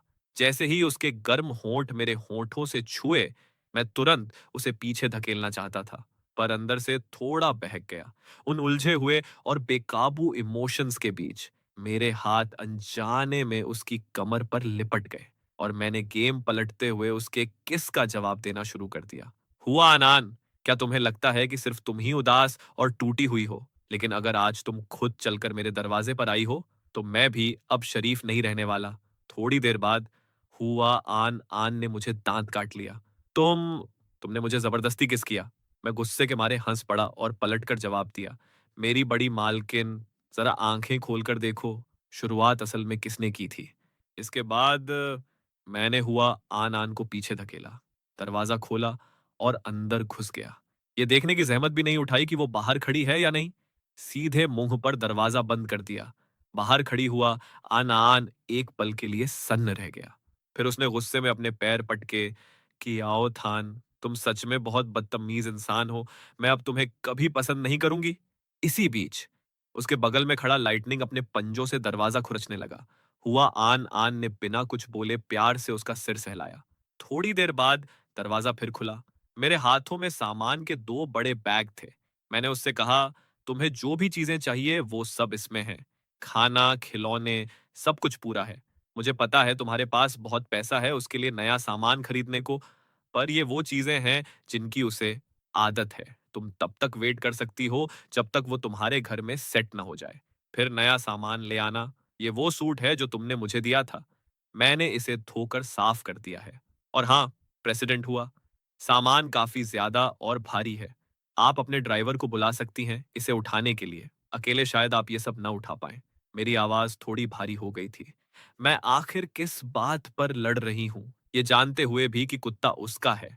पर ब्रदर थान को किसी दूसरी औरत के साथ इतना क्लोज देखकर मेरा दिल एकदम से तड़प उठा था। इसलिए मैं सिर्फ इसी तरीके से उनका ध्यान अपनी तरफ खींच सकती थी। पर लगता है मैंने गलत रास्ता चुन लिया। चीजें तो वापस मिल ही चुकी हैं। जब सामान मिल ही गया है, तो अब तुम जाओ यहां से। फ्यूचर में कभी मेरे घर के चक्कर मत काटना। जैसे ही मैं दरवाजा बंद करने वाला था, एक हाथ ने उसे रोक दिया। अपनी लाल आंखों के साथ हुआ आन आन ने कियाओ थान से पूछा, क्या तुम्हारा मुझसे हर रिश्ता इस तरह खत्म करना इतना जरूरी है? क्या शुरुआत तुमने मेरे साथ हिसाब किताब करने से नहीं की थी? हुआ आन आन। हम दोनों के बीच का जो कुछ भी था, वो सब तुम्हें वापस मिल चुका है। अब प्लीज जाओ यहां से। तुरंत मेरे घर से दफा हो जाओ। कियाओ थान, मेरा वो मतलब नहीं था। पहले मेरी बात तो सुनो। लाइटनिंग, मैं उसे अब वापस नहीं ले जाऊंगी। मैं उसे तुम्हें वापस दे रही हूँ, ठीक है? हुआ आन आन, मेरे घर से थोड़ा दूर रहो। मैं अब तुम्हारी शक्ल भी नहीं देखना चाहता। ये लाइन सुनते ही हुआ आन आन ने मेरे डोर लॉक का पासकोड दबाना शुरू कर दिया, ताकि वो मुझसे सीधे बात कर सके। उसने एक के बाद एक कई पासकोड ट्राई किए, पर हर बार लॉक ने पासकोड गलत बता दिया। वो पूरी तरह टूट चुकी थी। वो जमीन पर उकड़ू बैठकर लाइटनिंग से लिपट गई। उसके आंसू बेकाबू होकर बहने लगे। वो इतने दिनों की अपनी सारी तड़प और शिकायतें बाहर निकालना चाहती थी। जब हुआ आन आन थोड़ी शांत हुई, तब जाकर वो वहां से निकलने के लिए तैयार हुई, जबकि मैं खिड़की के सामने खड़ा होकर नीचे देख रहा था। मैंने देखा हुआ आन आन कुत्ते और उन बैग्स को समेटे जा रही थी। तब जाकर मैं लिविंग रूम में वापस आया। जब मैं लिविंग रूम में आया, हुआ आन आन अचानक रास्ते में ठिठक गई। उसने अपना सिर घुमाया और काफी देर तक ऊपर 8वें फ्लोर की खिड़की की तरफ टकटकी लगाकर देखती रही। मैंने लिविंग रूम का दरवाजा खोला तो देखा कि सामान के वो बैग अभी भी दरवाजे के बाहर ही पड़े थे। मैं बैग्स को अंदर लाया और दरवाजा बंद कर दिया। पूरी तरह थककर मैं सोफे पर ढह गया। कॉफी टेबल के नीचे वाले ड्रायर से एक लॉलीपॉप निकाली और मुंह में दबा ली। उसकी मिठास तुरंत मेरे मुंह में घुलने लगी। उधर हुआ आन आन कुत्ते को लेकर कार में बैठ गई। लाइटनिंग इतने दिनों के सेपरेशन के बाद अपनी मम्मी से दोबारा मिलकर बहुत ज्यादा एक्साइटेड था। उसे रत्ती भर भी होश नहीं था कि वो अपने डैडी को खो चुका है। तू इतना खुश क्यों हो रहा है बे? तेरे डैडी पहले से ही गुस्से में लाल हैं। ये सब तेरी वजह से हुआ है। तू किस बात पर दांत चाड़ रहा है? क्या ये सब इसलिए नहीं हुआ क्योंकि तुमने खुद आफत मोल ली थी? मैं तो बस एक सीधा साधा हैंडसम कुत्ता हूँ। मुझे क्यों ब्लेम कर रही हो? हुआ आन आन ने कियाओ थान को टेक्स्ट करने के लिए अपना फोन निकाला। ब्रदर थान, मुझसे गलती हो गई। अब गुस्सा मत हो। मैंने लाइटनिंग को दरवाजे के सामने छोड़ दिया है और मैं बस अभी निकल रही हूँ। जैसे ही मैसेज सेंड हुआ, स्क्रीन पर एक लाल एक्सक्लेमेशन मार्क यानी एरर का निशान चमक उठा। हुआ आन आन सन्न रह गई। फिर वो और भी ज्यादा फ्रस्ट्रेट हो गई। इस बात को साइड भी रख दें कि वो उसकी एक्स थी, पर कुछ भी कहो, आखिर वो उसकी परम बॉस तो थी ही। कि आओ थान, तुम्हारी हिम्मत तो सच में आसमान छू रही है। अपने बॉस को ही ब्लॉक करने की इतनी बड़ी मजाल। मेरी इस हरकत से गुस्से में आकर हुआ आन आन ने अपना फ्रस्ट्रेशन निकालने के लिए लाइटनिंग के गाल खींच दिए। उसने सबसे ऊपर पिन किए हुए वीचैट अकाउंट पर टैप किया जिसका नाम उसने पाओ पे यानी बेबी सेव कर रखा था। Brother than, I am sorry. हुआ आन आन की दुनिया जैसे ठसी गई। वहां फिर से वही लाल रंग का एरर मार्क दिख रहा था। रियर व्यू मिरर यानी शीशे से श्याओ सोंग ने देखा कि कुत्ता छटपटा रहा था और उसकी मालकिन का चेहरा ऐसा था जैसे वो अभी के अभी रो पड़ेंगी। उसका दिमाग पूरी तरह कंफ्यूज हो चुका था। क्या ये वही कुत्ता नहीं है जो ब्रदर थान के वीचैट मोमेंट्स पर था? प्रेसिडेंट हुआ, इसे इस तरह अपने साथ क्यों ले आई? प्रेसिडेंट हुआ, क्या आपने ब्रदर थान का कुत्ता चुरा लिया है? अपना मुंह बंद रखो, तुम इतने बकवादी क्यों हो? श्याओ सोंग को बिना किसी वजह के मालकिन की डांट खानी पड़ी। साफ बात है कि उसने ही बिना कोई सफाई दिए मुझसे ब्रेकअप किया था, और वो वही था जो चुपके से अपार्टमेंट में वापस घुसा और कुत्ते को उड़ा ले गया। ऊपर से वो किसी दूसरी औरत के साथ इतना क्लोज भी हो रहा था। बदतमीज कियाओ थान। मैं सच में उससे सबसे ज्यादा नफरत करती हूँ। जब से पुलिस स्टेशन में लाइटनिंग को लौटाया था और हुआ आन आन को वीचैट पर ब्लॉक किया था, मेरा घर अचानक बिल्कुल सूना हो गया था। अब वो छोटा कोर्गी कुत्ता मेरे आसपास मंडराने के लिए नहीं था। मुझे लगातार कई रातों तक नींद न आने की बीमारी हो गई। नींद ही नहीं आती थी। मंडे को हमेशा की तरह काम पर जाते हुए हाथ में शेड्यूल रिपोर्ट का क्लिप बोर्ड लिए मैं बिना किसी एक्सप्रेशन के प्रेसिडेंट के ऑफिस में घुसा। प्रेसिडेंट हुआ, ये इस हफ्ते का शेड्यूल है। अगर कोई और काम नहीं है तो मैं बाहर जाने की परमिशन चाहता हूँ, और बाद में मुझे अनब्लॉक कर देना। काम के सिलसिले में ऑफिशियल वर्क ग्रुप ही काफी है। पर्सनल कांटेक्ट रखने की कोई जरूरत नहीं है। जैसे ही मैं जाने के लिए मुड़ा, उसकी आवाज पीछे से आई। लाइटनिंग को 4 साल तक साथ मिलकर पाला था। तुमने तो एक झटके में कह दिया कि रिश्ता खत्म तो सब खत्म। मैंने अपने कदम नहीं रोके, पर मेरे दिल में एक अजीब सी कड़वाहट घुल गई थी। कुत्ता उसने खरीदा था, पर पिछले 4 सालों से उसे खाना खिलाने वाला, उसके साथ रहने वाला इंसान सिर्फ और सिर्फ मैं था। उस वक्त जबरदस्ती ब्रेकअप कराए जाने का जो छुपा हुआ दर्द था, मैं उसका एक शब्द भी मुंह से नहीं निकाल सकता था।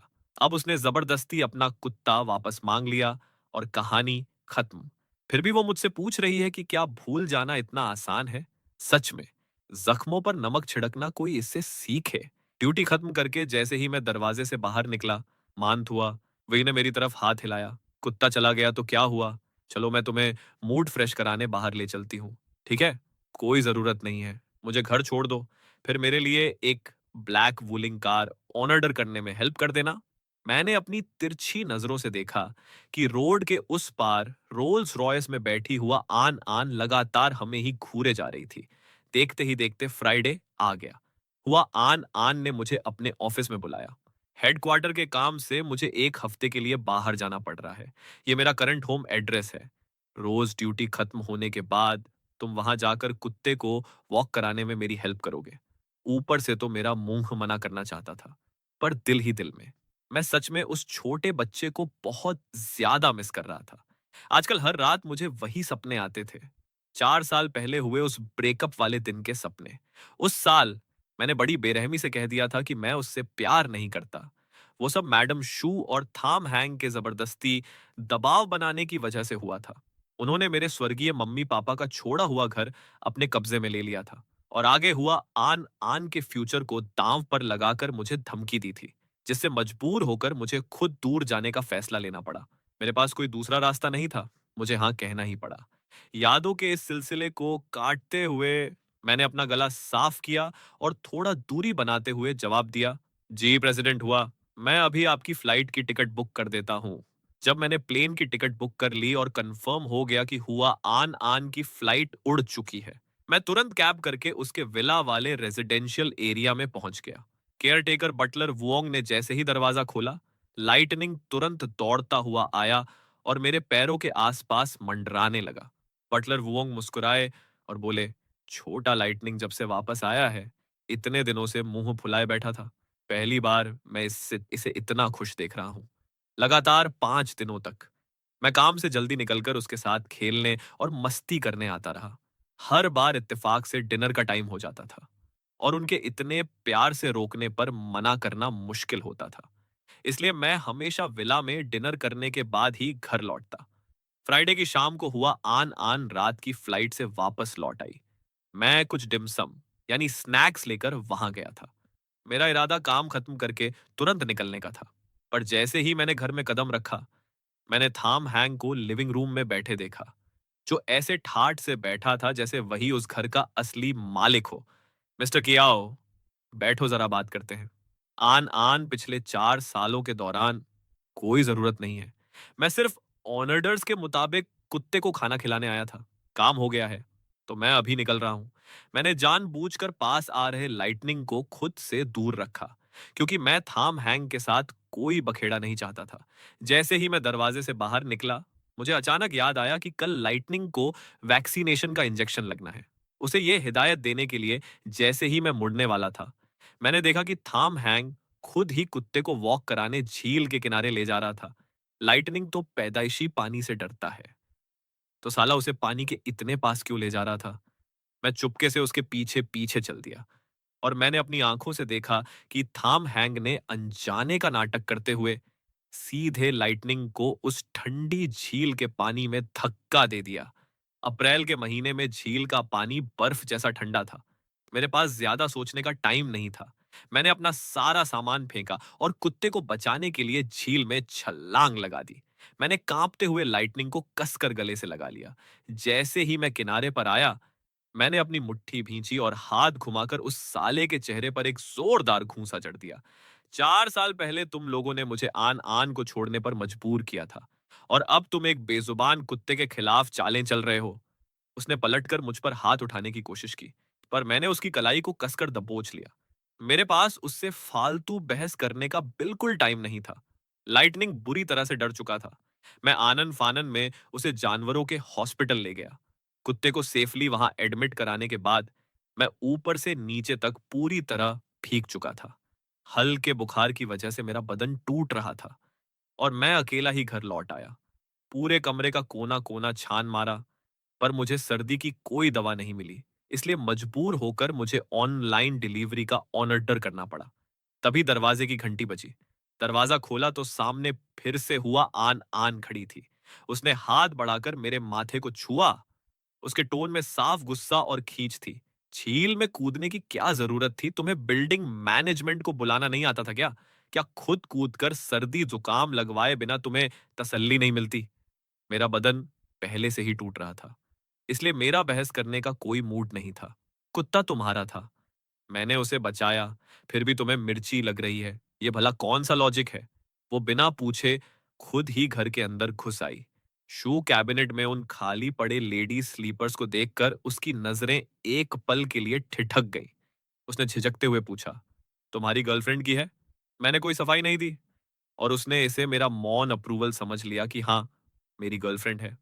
पर इस वक्त मेरी इतनी दयनीय हालत देखकर उससे और पूछताछ नहीं की गई।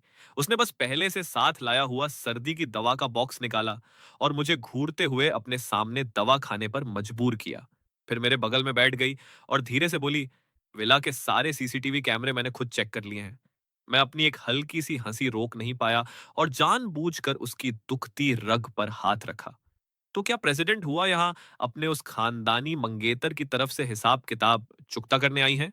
वो शादी का रिश्ता अकेले मेरी माँ का ड्रामा था। मैंने थाम हैंग से शादी करने के लिए कभी हाँ नहीं कहा। उस वक्त तुम्हें जबरदस्ती मुझे छोड़ने पर मजबूर करने के पीछे का जो भी सच था, वो सब मैंने अच्छे से इन्वेस्टिगेट कर लिया है। जैसे ही उसने ये बात खत्म की, वो अचानक मेरे एकदम करीब आई और मुझे दांत काट लिया। वहां से बचने के लिए मैंने तुरंत मान थुआवी को कॉल लगा दिया। सिस्टर, मुझे बुखार हो गया है, क्या तुम आकर मेरा थोड़ा ध्यान रख सकती हो? हुआ आन आन ने जब मेरा ये क्लोज टोन सुना, तो उसका चेहरा तुरंत उतर गया। ये देखकर कि मैं किसी भी कीमत पर उसकी तरफ देखना नहीं चाहता, उसके पास वहां से निकलने के अलावा कोई ऑप्शन नहीं था। और जैसे ही वो लिफ्ट के पास पहुंची, वो सीधे मानतथुआ से जा टकराई। मानथुआवी ने हुआ आन आन पर कोई ध्यान नहीं दिया। उसने बस अपना सिर झुकाया और सीधे आगे बढ़ गई। उसके मुंह से अभी भी बड़बड़ाहट निकल रही थी। फिर से बुखार चढ़ गया? पक्का तुमने रात में चुपके से कंबल लात मार के हटा दिया होगा। हुआ आन आन ने जब ये लाइन सुनी, तो उसके दिल में एक गहरा दुख और शिकायत की भावना जाग उठी। विला वापस पहुंचकर हुआ आन आन अकेले ही वाइन पीकर अपना गम गलत करने लगी। मैडम शू ने उसके फोन पर कॉल किया और ग्रुप के इनहेरिटेंस राइट्स यानी जायदाद के हक के बदले थाम हैंग से शादी करने के लिए अपना वही पुराना धौंस वाला एटीट्यूड दिखाने लगी। उस वक्त उन्होंने जायदाद के हक का इस्तेमाल करके मुझे उससे ब्रेकअप करने पर मजबूर किया था। इसलिए अब मेरी शादी के मामले में टांग अड़ाने की सोचना भी मत। और थाम हैंग ने उस छोटे कुत्ते को जो नुकसान पहुंचाया है, उस मैटर को तो मैं किसी भी कीमत पर रफा दफा नहीं होने दूंगी। मैं सोफे पर लेटा टीवी देख रहा था। सारा सच अब हमारी आंखों के सामने एकदम साफ आ चुका था। हमें अलग करने वाली चीज अब सिर्फ वो पुराना गुस्सा नहीं थी, बल्कि वो पूरा हुआ फैमिली का उलझा हुआ खानदान, वो तानाशाह और रौब जमाने वाली बड़ी बुजुर्ग औरत, और वो गहरे राज छुपाए बैठा थामेंग था। लाइटनिंग को अभी भी ऑब्जर्वेशन के लिए जानवरों के हॉस्पिटल में रुकना था। फ्यूचर में क्या हुआ? आन आन। और मैं आखिरकार फिर से एक साथ आगे बढ़ पाएंगे, या फिर जानबूझकर एक दूसरे से यूं ही अजनबी बने रहेंगे?